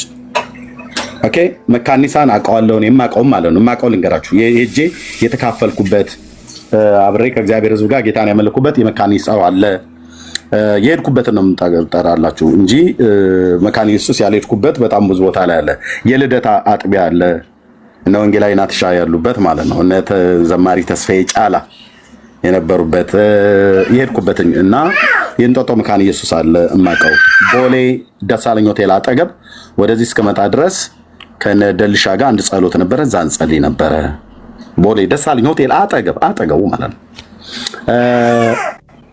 እና የገርጂ መካነ ኢየሱስን አውቃለሁኝ። እዛ እንደውም ለማገልገል እድሉን አግኝቼ ወጣቶች ፕሮግራም አገልግያለሁ። ገርጂ ጊዮርጊስ ቤተክርስቲያን ጋር እሱ ነው ቀረብ ብሎ የሚለው እዛ ያንን አውቃለሁ። እና ኡራኤል መካነ ኢየሱስ ነደልሻ የነበሩበት ስለነበረ እሱን አውቃለሁ። ባምቢስ ጋር መካነ ኢየሱስ አለ ወንድሜ። አዲስ ከመካነ ኢየሱስ ነው።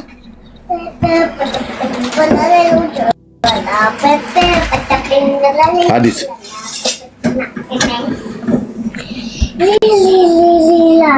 ማይክ ሚዩት ነው እያወራህ ከሆነ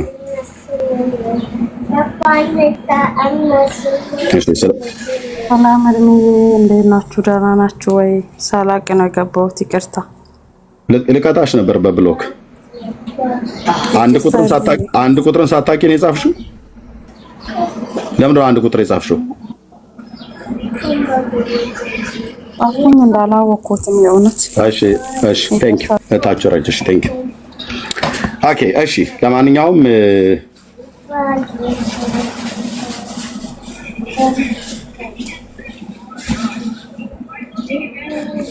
ባምቢስ ደቡብ ነው እንደሚባለው ወንድሞቼ፣ የባምቢስ አካባቢ ደቡብ ነው ካላችሁ ንገሩን። እኔ እስከማውቀው ድረስ የለም፣ ግን ካለ ንገሩ።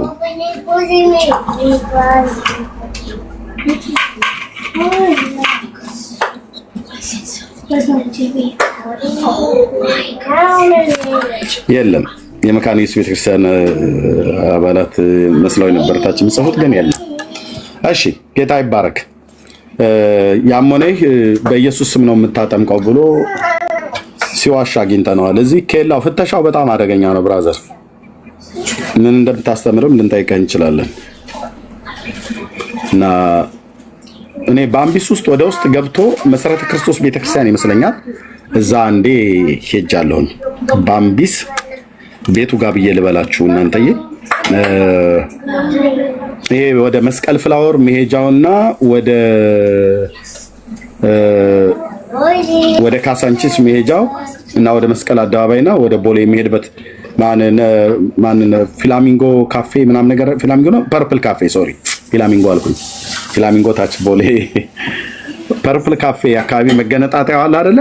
እዛ ጋር በውስጥ መስመር መሰረተ ክርስቶስ እዛ ውስጥ እንዳለ አውቃለሁ። አንዴ ተጠርቼ ሄጃለሁ። ኦሎምፒያ መሰረተ ክርስቶስ ይመስለኛል፣ ወደ ውስጥ ገብቶ መንደሩ ላይ ማለት ነው። አሁን ስማቸውን እዚህ መጥራት የማልፈልግ አገልጋዮች እዛ ጠርተውን ሄጃለሁ። ያሞኔ አትዋሹ ለማለት ነው። ቴንኪው። መካነ ኢየሱስ ቤተክርስቲያን ኢየሱስ ከማርያም ስጋን አልነሳም ብላ አታምንም፣ ነስቷል ብላ ነው የምታምነው ለማለት ነው። ቴንኪው። ጸጋ ይብዛላችሁ።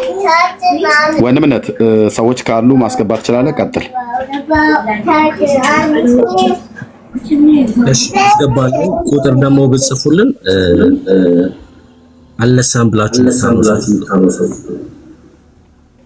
እስኪ ዘላለም እሺ ያስተጋባ። እሺ እንዴት አመሻችሁ? ደህና አመሻችሁ።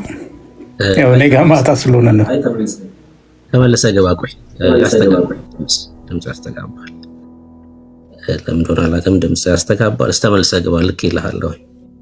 ካላችሁ መግባት ትችላላችሁ። ዮኒ ገስት ብልክልኝ አስገባ ነበር ኢንቫይት ላረግ ስላልቻለ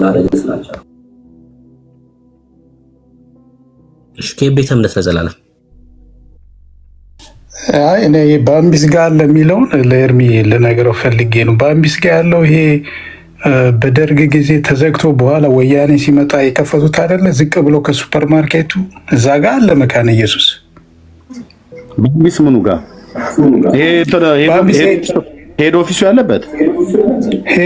ያለበት አይደለ? እሱ ጋር መካነ ኢየሱስ አለ ከሱፐር ማርኬቱ። እሱማ ባምቢስ ትልቁ ህንጻው ማለት ነው። የሱፐር ማርኬት የነበረበት ከሱ ወረድ ብለ አንድ መካነ ኢየሱስ አለ እዛ ጋር እኮ ህንጻው ማለት ነው። ህንጻው እሱ ሄዶ ቶርሶ ነበር በኋላ አይ ነው አውቃለሁ። እሱን ለማለት ከፈለክ እሱን ለማለት ነው። እሱ ሄድ ኦፊስ እኮ መሰለኝ፣ የማምለኪያ ቦታ እኮ አይደለም።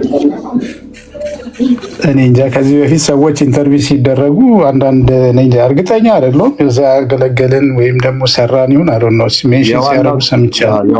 የዋናው ጽህፈት ቤት ፎቅ ነው እሱ። ኦኬ ያስላል ብዬ ነው። እንደዛ መሆኑ ነው የማውቀው። ልክ እሱ ህንጻ ልክ ነው። የዋናው ጽህፈት ቤት ነው እያሉ ታችን እሱ ነው የማውቀው። የአምልኮ ቦታ አይደል? ኦኬ እሱን ለመጠቆም ነበረ ባምቢስ። ኦኬ ደቡብ የሚለው ግን ይሄ አሁን እንትን ጋር አለ ደግሞ ይሄ ወደ በቅሎ ቤት ስትሄድ ላንቻ ጋር ወደ ውስጥ ገባ ብሎ እሱ የሚባለው ምንድነው? ቂርቆስ መካነ ኢየሱስ የሚባል አለ። ቂርቆስ ከሆነ ታዲያ በቅሎ ቤቱ ጋር ልክ ሳትደርስ ወደ ውስጥ ገባ ብሎ አለ። እሱ ሰውየው ካለው ጋር አለ። ኦኬ ቴንክ ዩ ዘሌ። እሺ የወንጌል አማኞች ሆኑ እንጠይቃቸዋለን። እስከዚህ ድረስ ነው የምንጠይቀው። ማንም ሙሉ ወንጌል ነኝ፣ መሰረተ ክርስቶስ ነኝ፣ ቃለ ሕይወት ነኝ፣ ጉባኤ እግዚአብሔር ነኝ፣ መካነ ኢየሱስ ነኝ፣ አማን ነኝ ብለህ ስላልክ አጥቢያ የቱ ነው? ፓስተር ማን ይባላል? ቄሱ ማን ይባላል? የት አካባቢ ነው ብለን እንጠይቃለን። ምክንያቱም የእኛም ቤቶች ነው የጠራችሁት። የትም ቤተ እምነቱን እንጠይቃቸዋለን። ኦኬ ቴንክ ዩ። ተባረኩ። ብሩክዬ መቀጠል ትችላለህ።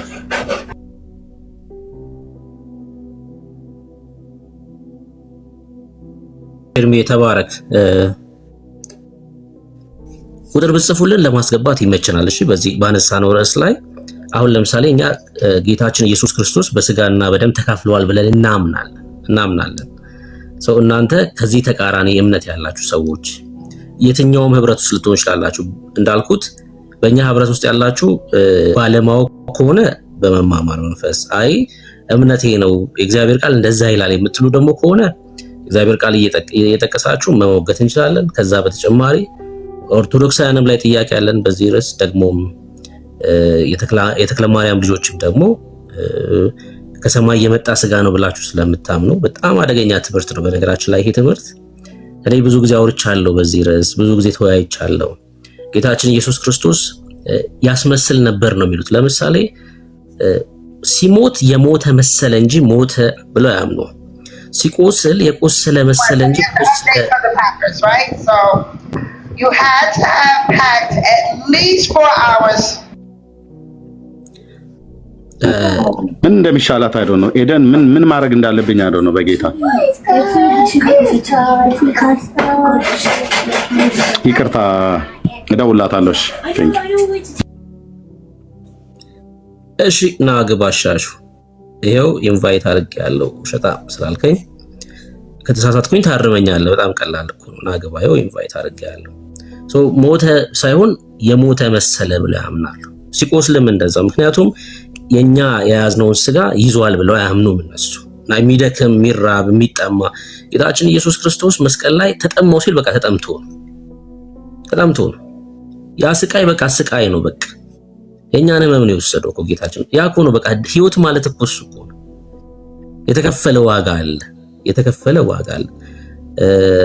አሹና ግባሽ ኢንቫይት አድርጌያለሁ። የተናገርኩት ስህተት ከሆነ ደግሞ ታርመኛለህ። ምንም ችግር የለውም። ይሄ ልክ አይደለም ብለህ ታርመኛለህ።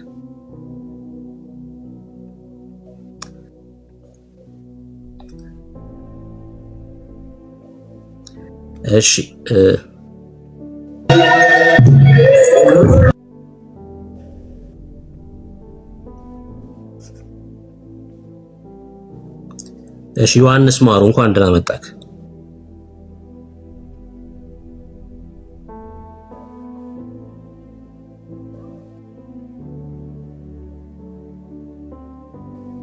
የስዕል አውደ ርዕይ ነው የምታሳየን? እስኪ ቆይ በትልቁ ላድርገና እስኪ እንደዚህ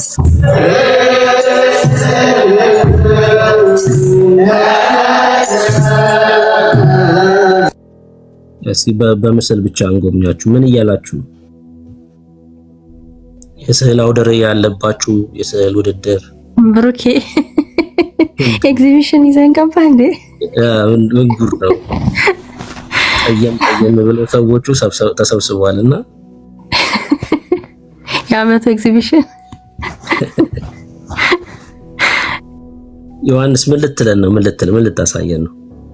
እስኪ ራስህን አሳየን ዮሐንስ።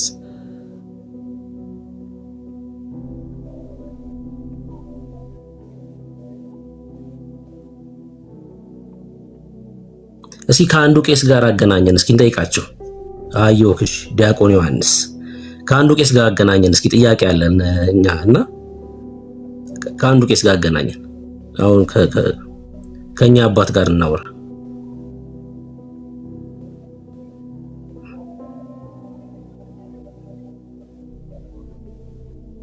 ኢየሱስ ሞቶላችኋል። አሁን ለነዚህ ሁሉ ማለት ነው። ድምጼ ይሰማችኋል ለነሱ? ዮሐንስ ንገረኝ እስኪ አንሚዩት አድርገውና ንገረኝ። ኢየሱስን ልንገራቸው።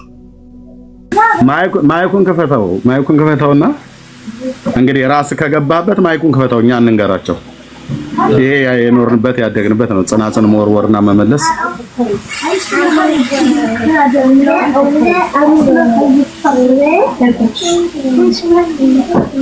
አታደርገው። በትከፍት እያንዳንዱ አሁን መጮህ ይጀምራል። እዚህ ወንጌል የምንናገር አታደርገውም። ያው ስለዚህ ከእንዲህ አይነት ስድነትህ ጋር ታች ልላካ ያ አታደርገውም። አቅም ካለ እንደዚህ ማለት የሚቆሙ ካሉ እስኪ ማይክ ክፈቱ። ስትገቡ እናንተ ካሜራ ክፈቱ እንፈቅድላችኋለን። ለኛ ግን ማይክ ክፈቱ። ስብከት ስንጀምር በሙሉ ዋይ ማለት ይጀምራል። ኦኬ እና ጥሩ ነው። ማህሌት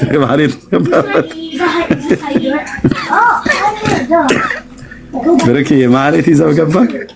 እኔ ግን ወንድምነት የገረመኝ ማህሌት ላይም ሆነው ያንተን ትምህርት እየሰሙ ነው። አዎ በጣም ይሄን ሌላው ዛጥጉ ብሎ እየሰማ ነው። በማህሌት ላይ ሆነው ነው የሚከታተሉት። ይሄንን አታስገቡት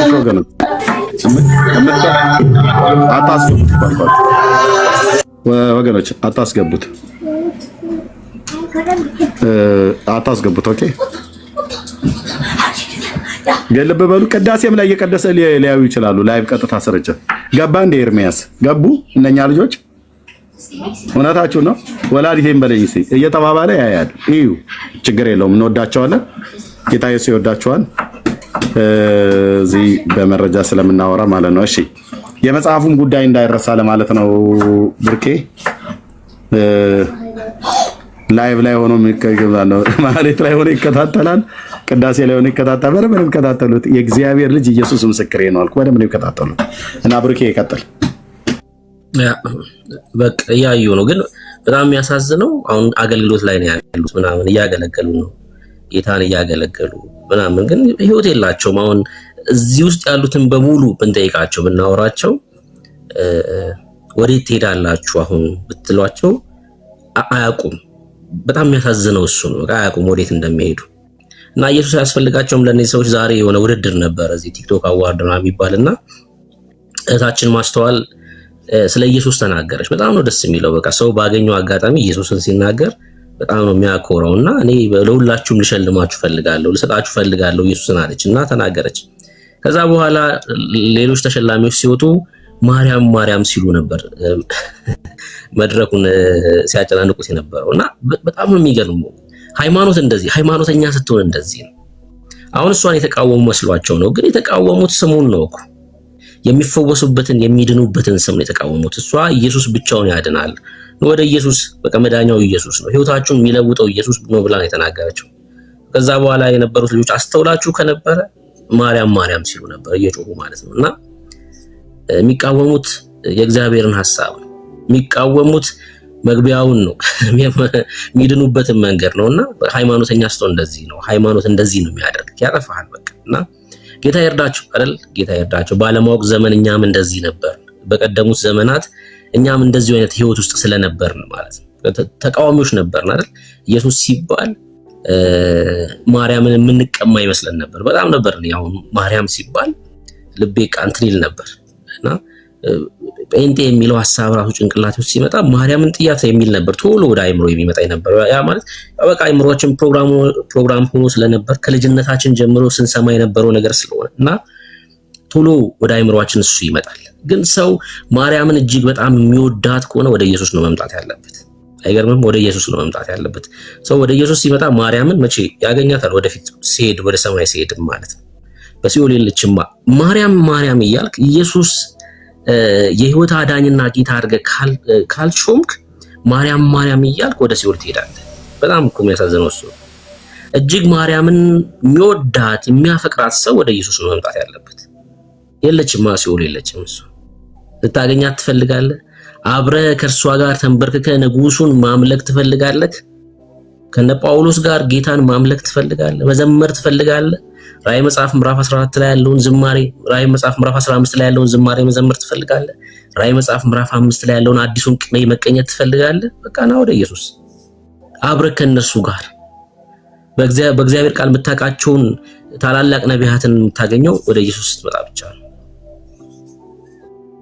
እና እየተቃወሙ ያሉት ማስተዋልን አይደለም፣ እውነት የእግዚአብሔርን ቃል የሚናገሩ ሰዎችን አይደለም እየተቃወሙ ያሉት፣ የእግዚአብሔርን ፕሮግራም ነው የሚቃወሙት እነዚህ ሰዎች። ሰው ደግሞ የእግዚአብሔርን ፕሮግራም ተቃውሞ የዘላለም ህይወት ሊኖረው አይችልም።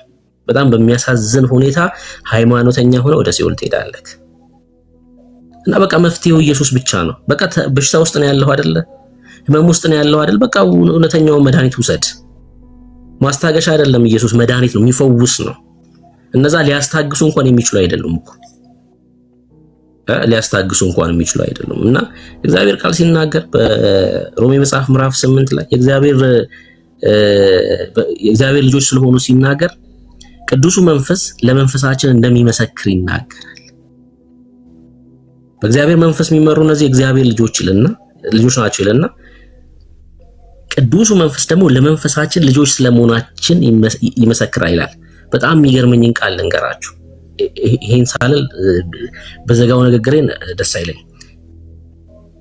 የፍርሃትና የባርነት መንፈስ አልተቀበላችሁም ይላል። አይገርምም? ምን ማለት ነው የፍርሃትና የባርነት መንፈስ ማለት? እና እናንተ የተቀበላችሁት የድፍረት መንፈስ ነው ይላል። እና የፍርሃትና የባርነት መንፈስ ብሎ የተጠቀሱ ሁለት ነገሮች አሉ። ምን አይነት መሰላችሁ?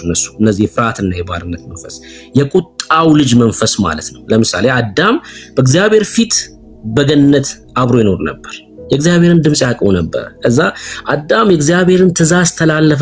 ዘፍጥረት መጽሐፍ ምዕራፍ 3 ላይ አስተውላችሁታል። እዛ ቃል ላይ የእግዚአብሔርን ድምጽ በገነት መካከል ሲመላለስ ሰማ ይልና አዳም ምንድነው ያደረገው? ቀጥሎ አዳም በቅጠሎች መካከል ተሸሸገ ይላል። ፍርሃትና ባርነት እዛ ጋር ነው የሚጀምረው። አያችሁ? በእግዚአብሔር ፊት የመቆም ድፍረት አልነበረውም አዳም። ከዛ በኋላ ለምን? ከእግዚአብሔር ህብረት ተለይቶ ነበረ። ሞትን ትሞታለህ ተብሏል። ሞተ። የመንፈስ ሞት ማለት ነው። የመንፈስ ሞት ማለት ነው። ከእግዚአብሔር የተለየ ሰው በእግዚአብሔር ፊት መቆም ስለማይችል በቅጠሎች መካከል የሚሸሸግ ሆነ። አሁን የሮሜው ጸሐፊ ቅዱስ ጳውሎስ ይሄን ሲጽፍልን ምን እያላችሁ መሰላችሁ? እናንተ የድፍረት መንፈስ እንጂ የባርነትና የፍርሃት መንፈስ የሌለባችሁ ሲል በነጣጡስና በነማርያም መካከል ወይ ደግሞ በነ ጊዮርጊስ የምትሸሸጉ አይደላችሁም ማለት ነው። የፍርሃትና የባርነት መንፈስ በዚህ ዘመን ምንድነው? ለነዚህ የቁጣ ልጆች በፍጡራን መሸሸግ ነው። በመንፈሳዊ ዓለም ላይ ድሪቶ ማብዛት ማለት ነው። ገብቷል እያልኩ ያለሁት? ድሪቶም ትሆናለህ በዚህ በመንፈሳዊ ዓለም ላይ ህይወት የሌለባቸው ወደ ህይወት የማያመጡ ከእግዚአብሔር ቁጣ የማያስመልጡ ድሪቶች ናቸው። ወደ እግዚአብሔር የማያቀርቡ ድሪቶች ናቸው። ግን በፍርሃትና በባርነት መንፈሶች ስለሆንክ ወደ እግዚአብሔር መቅረብም ስላልቻልክ በእግዚአብሔር ፊትም መቆም ስላልቻልክ ምን ታደርጋለህ? በእነሱ ስር ትሸሸጋለህ። የቁጣ ልጅ ስለሆንክ ነው የሆነው። እኛስ እኛ አዲስ ፍጥረቶች ሆነናል እና የእግዚአብሔርን መንፈስ ተቀበልን እና እናንተ የፍርሃትና የባርነት መንፈስ አልተቀበላችሁም ሲል ምን ማለት መሰላችሁ? ዕብራውያን መጽሐፍ ምዕራፍ 10 ላይ ያለው ቃል ማለት ነው። ይኸውላችሁ ዕብራውያን መጽሐፍ ምዕራፍ 10 ቁጥር 19 እና 20 ላይ እግዚአብሔር ቃል ሲናገር እንደዚህ ይላል። እንግዲህ ወንድሞች ሆይ በመረቀልን በአዲስና በሕያው ይሄ የተመረቀልን መንገድ አዲስ ነው። ቀጥሎ ደግሞ ሕያው ነው ይላል። አዲስ መንገድ ነው፣ ከዛ ሕያው ነው ይልና ወደ ቅድስት በኢየሱስ ደም። አያችሁ አሁን በእኛና በእግዚአብሔር መካከል ሌላ መንፈሳዊ ዓለም ላይ ድሪቶ የለም። መንገዱ ተከፈተ። አዲስ መንገድ አለ፣ የተመረቀ መንገድ። ከዛስ በመጋረጃው ማለትም በስጋው በኩል በነ ማርያም በኩል አይደለም፣ በክርስቶስ ኢየሱስ ስጋ በኩል እንድንገባ ድፍረት አለን። አሁን ድፍረታችን ኢየሱስ ነው ማለት ነው። አያችሁ ድፍረታችን ኢየሱስ ነው። አሁን እኛ የፍርሃት የባርነት መንፈስ አልተቀበልንም፣ የለንም። በእግዚአብሔር ፊት የምንቆምበት ድፍረት አለ፣ ልጁ ኢየሱስ ክርስቶስ ማለት ነው። አዲስ በሆነ በተመረቀ በዚህ መንገድ ወደ ቅድስት ገብተናል። በመጋረጃው ይላል በስጋው በኩል እንድንገባ ድፍረት አለን። አሁን እኛ ፈሪዎች አይደለንም። ይሄ ነው ልዩነቱ፣ ይሄ ነው። እሺ ልዩነቱ ይሄ ነው። እና እነዚህ ሰዎች በጣም በሚያሳዝን ሁኔታ ጌታ ሞቶላቸዋል። ስለነሱ ኃጢአት ሆኗል ኢየሱስ። እነርሱ ግን በሱ ሆነው የእግዚአብሔር ጽድቅ መሆን አልቻሉም። አይገርምም? እናንተ እንኳን ደስ አላችሁ ክርስቲያኖች፣ በኢየሱስ ሆናችሁ ኢየሱስ ስለናንተ ኃጢአት ስለናንተ በደል መተላለፍ እሱ ኃጢአት ሆኗል፣ ኃጢአት ተደርጓል። ኢየሱስ ኃጢአት አያውቀውም። ኃጢአት የማያውቀው ንጹህ ንጉስ ነው ኢየሱስ። ግን ኃጢአት ተደረገ። ኢየሱስ ኃጢአት ሲደረግ ምን ማለት መሰላችሁ?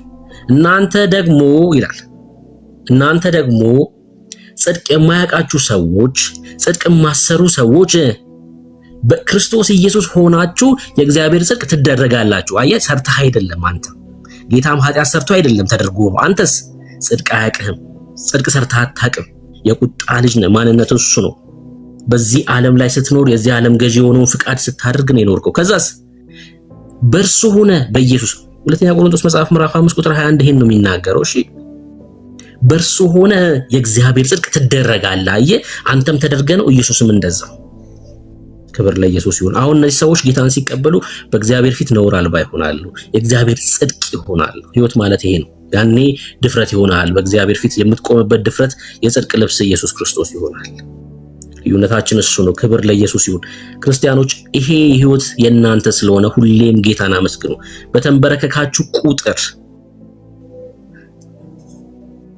በተንበረከካችሁ ቁጥር መጀመሪያውም ፍጻሜው መሆን ያለበት ስለዚህ ነገር ጌታን መባረክ ነው። ምስጋና ነው ለጌታ የሚገባው። እያመሰገነ ነው በድል የምንኖረው። እሺ ያንጎራጎርን አይደለም። በእግዚአብሔር ላይ ልክ በዘኍልቍ መጽሐፍ ምዕራፍ 14 ላይ እንዳለው እግዚአብሔር እስከ መቼ ትንቁኛላችሁ አላችሁ። አይገርምም? ይሄ ቃል በጣም ነው የሚያስደነግጠው። እስከ መቼ ትንቁኛላችሁ? በዛ ሁላ ተአምር ከግብፅ አውጥቻችሁ እስከ መቼ? እኛ በእግዚአብሔር ላይ የምናወጣው የተቃውሞ ድምጽ የለም። በምስጋና ነው የምንሻገረው፣ በምስጋና ነው በድል የምንራመደው። እሺ ተንበርክካችሁ ስትነሱ በምስጋና ይኸውላችሁ ስታመሰግኑ ምን ይሆናል መሰላችሁ? ምስጋናውን ሊቀበል ሲመጣ የእግዚአብሔር ክብር እናንተን ብቻ ሳይሆን አካባቢያችሁን ሁሉ ነው ነክቶ የሚያልፍ። ጳውሎስና ሲላስ በእስር ቤት እያሉ ያመሰግኑ ነበር አይደል? በጣም ነው የሚገርመው። እዛ ክፍል ላይ ሐዋርያት 16 ላይ ያመሰግኑ ነበርና ታስረዋል፣ ተደብድበዋል፣ ቁስላቸውን እኮ አጠበላቸው ይላል አይደል? ሐዋርያት 16:33 ላይ እስኪ ቆስሉ ድረስ ነው የተደበደቡት እነ ጳውሎስ። ቆስለው ተደብድበው ከዛ ደግሞ ታስረው በዛ ሰዓት የነበረው እስር ማለት እግርን ትዘረጋለህ ከላይ ግንድ ተደርጎ ይቆለፍባል፣ እጅንም እንደዛው ማለት ነውና በዛ ውስጥ ነው አምልኮ ውስጥ ነበሩ እነሱ። አረ እግዚአብሔር ሆኛ እንዲህ እየተሯሯጥን እያገለገልን አንተ ግን እንዴት ለጠላት አሳልፈህ ትሰጠናለህ? አይደለም፣ እንደዛ አይደለም። የነሱ አይደለም ክብር ነበር ያመጡ የነበሩና የእግዚአብሔር ክብር ሲመጣ የመሬት መንቀጥቀጥ ሆነ ይላል እና የመሬት መንቀጥቀጥ ሆነ ብሎ ቀጥሎ መጻፍ የነበረበት ምንድነው? ወይን ቤቱ ተደረመሰ ነበር እኮ መጠበቅ ያለብን አይደል? ታላቅ የመሬት መናወጥ ሆነ መንቀጥቀጥ ሆነ ይልና ከዛ እንደ አንድ አንባቢ ቀጥሎ መጻፍ የነበረበት ወይን ቤቱ ተደረመሰና አለቁ የሚል እኮ ነው መስማት ያለብን አይደለም? እንደዛ አይደለም። እስረኞች ሁሉ ተፈቱ ነው የሚለው። ስታመሰግን አየህ ለአንተ የሚመጣው ክብር ለአንተ የሚመጣው ድል ለሌሎችም ሁሉ ይተርፋል። ይኸው ለአመስግንሽ በህይወት አመስጋኞች ሁኑ። ስለተደረገልን ነገር ስለምናልፍበት ነገር ሁሉ አመስግኑ። ምስጋናውን ሊቀበል የሚመጣው የእግዚአብሔር መንፈስ አንተን ብቻ አይደለም ሰፈርን ሁሉ ይፈውሳል። ለሰፈር መዳን ሁሉ ምክንያት ትሆናለህና ሰንሰለታቸው የታሰሩበት ተፈታ ነው የሚለው እንዳለ ማለት ነው። እና ጳውሎስ ገብቶ የነበረው እንግዲህ ወደ እስር ቤት ሊያመልጥ ያው በፊልጵስዩስ ከተማ ላይ እንግዲህ የሆነውን እናውቃለን አይደል? ወደ እስር ቤት የገቡበትን ገብቶ እስር ቤት ሌላ ነፍስ ይዞ ነው የወጣው። የቤተክርስቲያን ምስረታ ነው የሆነው አይደል? እዛ እስር ቤት የወይን ቤቱ ጠባቂ ነው ጌታን ያገኘውና ክብር ለኢየሱስ ይሁን። ሰውኛ እድለኞች ነን፣ እጅግ በጣም እድለኞች ነን አይደል? የክርስቶስ ኢየሱስ በመሆናችን እጅግ ሲበዛ በጣም እድለኞች ነን። ክብር ለኢየሱስ ይሁን እና ሁሌም ስለዚህ ጌታን ባርኩ። እወዳችኋለሁ። ሰው ገብቷል። ዮኒን አውቀዋለሁኝ ስለ ቅድም ስለተነሳው ሐሳብ ይነግረን ይመስለኛል የገባው። ሰላም በለን ዮኒ፣ ከዛ ሃይሚን እንቀበላታለን። እሺ ብሩኬ ተባረኩ። ጌታ ይባርካችሁ። በጣም ስለናንተ እግዚአብሔርን እናመሰግናለን። በመጽሐፍም የተጻፈውን ውሸት በሰውም ሆኖ የሚመጣውን ውሸት ለማጋለጥ የተጋችሁ እየሰራችሁ ስለሆነ እግዚአብሔር ይመስገን። ቅድም ልጁ በዛ በኩል በአምቢስ ላይ መካነ ኢየሱስ አለ ያለው ሄድ ኦፊስ ነው ያለው እንጂ የአምልኮ ስፍራ አልነበረም። እዛ ጋር የሚሰራው የአስተዳደር ስራ ብቻ ነበር። ለተወሰነ ጊዜ ቤተክርስቲያን በተጣሉ ጊዜ በዚህ በቋንቋ ምክንያት ተከፋፍሎ በነበረ ጊዜ ለጥቂት ጊዜ እዛ ከኡራኤል መካነ ኢየሱስ የነበረን ለጥቂት ጊዜ እዛ አምልኮ አድርገን ነበረ። የዛን ጊዜ ከችግሩ ከተፈታ በኋላ ግን ወደ ድሮ ወደ መካነ ኢየሱስ ወደ ካዛንቺስ ወዳለው ኡራኤል መካነ ኢየሱስ ተመልሰን ነበርና ውሸቱን ነበረ ያንን ለመናገር ነበር እና እግዚአብሔር ይመስገን በመጽሐፍም ቢመጣ በሰውም ሆኖ ቢመጣ ውሸትን ያጋለጣችሁ ስለሆነ ስለናንተ እግዚአብሔርን እናመሰግናለን። በርቱ። እግዚአብሔር ከናንተ ጋር ይሁን። ተባረክ። የሆነ የጌታ ዘመን ይባርክ። ያው እንግዲህ አሉ ማለት ነው። መጥታችሁ ሌላ በነገራችን ላይ ያለህበትን ቦታ ነግረህን መወያየት እንችላለን። በቃ ሐሳቡን እናነሳለን። የእግዚአብሔርን ቃል እያነሳን ሰዎችም ይማማሩ ነበር። በቃ እንደዛ ማለቱ አስፈላጊ አይደለም። ካልሆንክም ነው ያለህበትን ነግረህን መወያየት በጣም ቀላል ነው። ተባረክ ዮኒ። እሺ ሃይሚ እንኳን ደህና መጣች። ሃይ እንዴት ናችሁ? ብሩክ ታዲያስ እንዴት ናችሁ? ሰማይ ድምጼ የነጣው ስለሆነ ትሰሚያለሽ? አይ እኔ ርዕሱን ሳይሆን ነው እንትን ያልኩት የሪኩዌስት የላኩት ለምንድን ነበረ ባለፈው I don't know a couple of weeks before እንትን ይሄ ዲስካሽን ቢሆነ ሰው ጋር ዲስከስ አድርጌ በጣም ቢግ አርጊውመንት ነበርና መጥቼ ለመጠየቅ ፈልጌ እንትን ሞከርኩ በጣም ምናምንና እናንተ ያው እንትን አላረጋችሁኝም አልተቀበላችሁኝም ሪኩዌስት ብዙ ሰው የጠየቀ ስለነበረና ኤኒዌይስ ደስ ስላለኝ ቶፒኩ ስለተነሳ ነው የገባሁት። ኤርሚን ሪች ለማድረግ በጣም ሞከር ነበረ። ዲኤም ምናምን አረግለታለሁ he never see my text message I guess እኔ 10 አመት ነው ኤርሚን መከታተለው የምሰሩትን ስራ ያለው በጣም ደስ ይላል። ግን ይሄ ትምህርት በጣም ክሪቲካል የሆነ ትምህርት ነው ብዬ ስለማስብ እኔ ሙሉ ወንጌል ነው ተምሬ አድርጌ ተመርቄ ተጠምቄ ያደኩት እና ይሄ እኔ ማምነው ክርስቶስ ከማርያም ስጋ እንደነሳ ነው እኔ ተምሬ ያደኩት እና ሌላ ሰው ክርስቲያን የሆነ ሰው ቤተሰብ ነው እንደውም ረጅም የሆነ እንደ በጣም ወደ መጣላት ነገር የሚያደርሱላ እንትን ላይ ደረስኩኝ በዚህ ቶፒክ ማለት ነው። ምክንያቱም ክርስቶስ ከማርያም ስጋን እንትን አላለም ማለትም ይጸልልሻል የሚለው የሆነ እንትን ነው ምናምን ብቻ ትርጉም ውስጥ ገብተው የሆነ እና ለኔ ሄዴክ ነበር። እኔ እንደዛ አላምንም ብዬ ያው መጨረሻ ላይ እኔ ማምነው እንጂ ባለመተማመን we agree to disagree እና መለያየት ሆነ ማለት ነውና ይሄ በጣም ክሪቲካል ነው። ለስተት ትምህርት የሚያመጣ ነገር ስለሆነ ብዙ ክርስቲያኖች በዚህ ላይ ጥሩ ግንዛቤ ያለን ስላልመሰለኝ ቆንጆ ቶፒክ ነው። በትምህርት መልኩ ኤርሚ ቢያስተምር ብዬ እኔ የራሴን አመለካከት ኮሜንት ለማድረግ ነው ማለት ላይክ ቢያስተምር ሁላችንም እንጠቀማለን ሁሉ ክርስቲያን። ምክንያቱም እያንዳንዳችን ነው እናንተ ብትን ሜቢ I don't know ፉል የሆነ ጥሩ አንደርስታንዲንግ ያለው ሰው ጥቂት ነው የሚሆነውና ይሄ በጣም ቆንጆ ቶፒክ ነው። the essence of salvation ስለሆነ እዚህ ጋር ክርስቶስ ሰው ሆኖ ሰው እንደሆነ ፍጹም ሰው እንደሆነ ካላመነን ለኛ መሞቱን ምንም ነገር ሌላውን መቀበል it's very challenging እና በዚህ ቶፒክ ላይ ማወራቱ ደስ ይላል እንደ ጥያቄ ለደህንነት ለሌሎች ግን እንደኛም ነው ለክርስቲያኖች በጣም ክሪቲካል የሆነ ትምህርት ነው ብዬ ስለማስብ ብታስተምረን ልክ አሁን የታቦቱ ትምህርት እንዴት ነው በተና ምናምን እንዳስተማርከው እንደዛ ኤርሚ አለ መሰለኝ ኤርሚ አለ ብዬ ነው የማወራው። ታቦቱን ትምህርት ላይ ከዩቲዩብ ነው እኔ በፊት የተማርኩ ላይ ያየሁት የዛሬ ስንት አመት ዩቲዩብ ላይ ሲያስተምር ታቦቱና እኔ እንዴት ኢገር ሆኜ ማዳምጠው እንደነበርና ባለፈውም ደግሞ እዚህ ቲክቶክ ላይ በድጋሚ አምጥሶት ነበርና it was beautiful so እንደዛ ሁላ ይሄንን ነገር ቢያስተምር ብዬ አስተያየት መስጠት ፈልጋለሁ። እግዚአብሔር አምላክ ይባርካችሁ። ኤርሚ ሜሴጅን በየውና አወራ ደስ ይለኛል። ብዙ ማውራት የምፈልገው ነገር አለኝ። ከቻልክ ዲኤም ያረኩልህን ብታየው ሪጀክት ያለ አንድ ሜሴጅ በላይ መላክ አይቻልም ፍሬንድስ ካሉን አይ ቲንክ so ያን ለማለት ነው። ቴንክ ዩ ብሩክ ስለሰጣችሁኝ ቻስ አመሰግናለሁ። አረቲ ኤርሚ ምናልባት ራቅ ካላልክ ሰማታለህ ብዬ አምናለሁ። ያው ሪኩዌስት ላይ ነው የሚቀመጠው ፍሬንድ ካሎች እና ብዙም ደግሞ መልእክቶች ስለሚበዙ ባለፈው ኤርሚ አካውንት እኔ ጋር በነበረበት ሰዓት በሚገርም ሁኔታ ወደ 7 ልጆች ጌታን ተቀብለዋል። ጌታ መቀበል እንፈልጋለን ብለው ጽፈው ሪኩዌስት ላይ ነበር የተቀመጠውና ከዛው አወራዋቸው ሪኩዌስቱን መልሼ እና ወደ 7 ልጆች በዛ ሰዓት ጌታን አግኝተው ነበር ማለት ነው። እንግዲህ ያው ለነዛ ሰዎች ምክንያት ሆኖ ነበር የኤርሚ አካውንት ወደኔ መምጣት እና እንደዚህ አይነት ነገር ያው ይፈጠራል በጣም ስለሚበዛበት ጫና ነው እና ኤርሚ ከሰማሃት ቼክ አድርገው ሪኩዌስትህን እና መልስላት።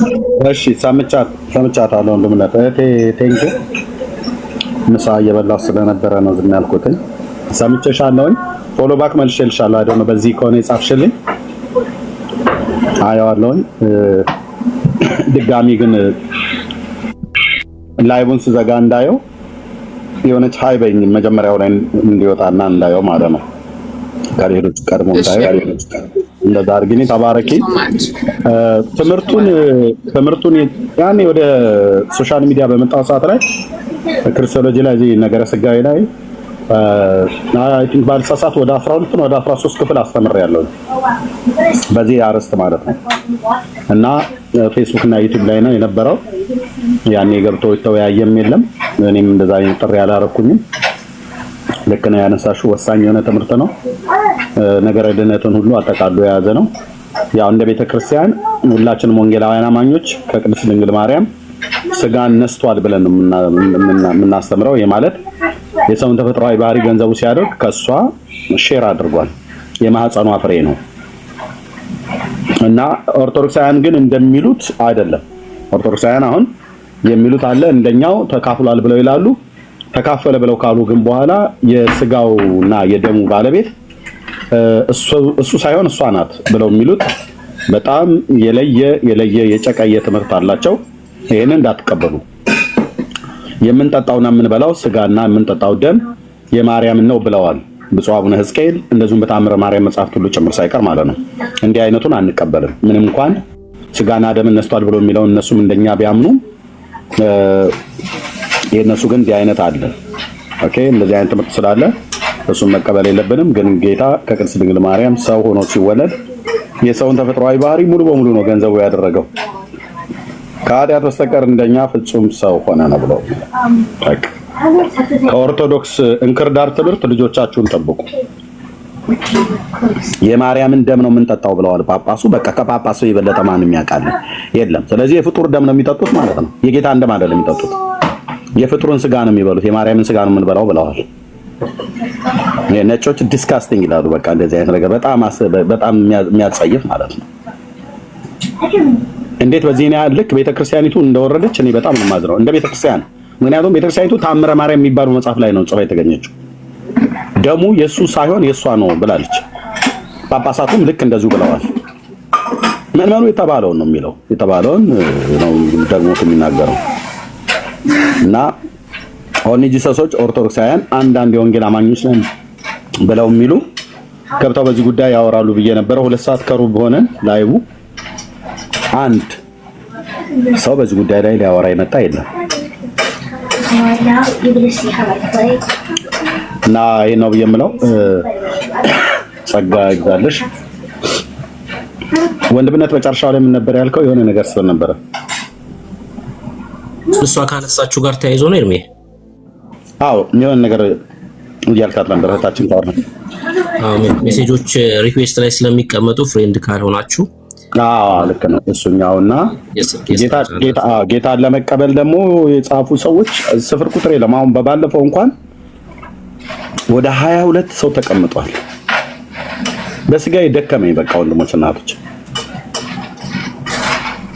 22 ሰው ላይቭ ላይ አሁን የቅርብ በ2 ሳምንት ውስጥ ጌታን ለመቀበል 77 ቁጥር የጻፉ 22 ሰው ተቀምጧል። የወሩና ወደ ኋላ ያሉትን ወራቶች ባይ ብርክዬ አንተ ያኔ 7ቱን ነው ያየው። አንድ ማለት ነው። ስራው በጣም ሰፊ ነው። ብዙ አገልጋዮች ቀልድ ላይ ናቸው ያሉት።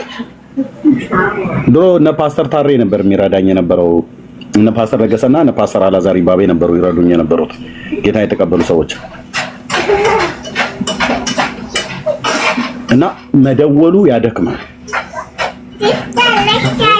በዚህ ጉዳይ አንድ ልጅ ሊረዳን ይፈልጋል። ዌብሳይት አማኒን አወቀው። አማኒ የሆነ የሚባል ልጅ በቅርቡ የመጣው ልጅ እሱን አውርቶት ነበርና ዌብሳይት ሊያዘጋጅ አስቧልና አለኝ። እኔ ዌብሳይት አለኝ። ወንድሜ መሳይ ጥሩ አድርጎ አዘጋጅቶልኛል። ወይኔ መሳይ ብዬሰጥ ትናንት ደውላለሁ እየረስቸው።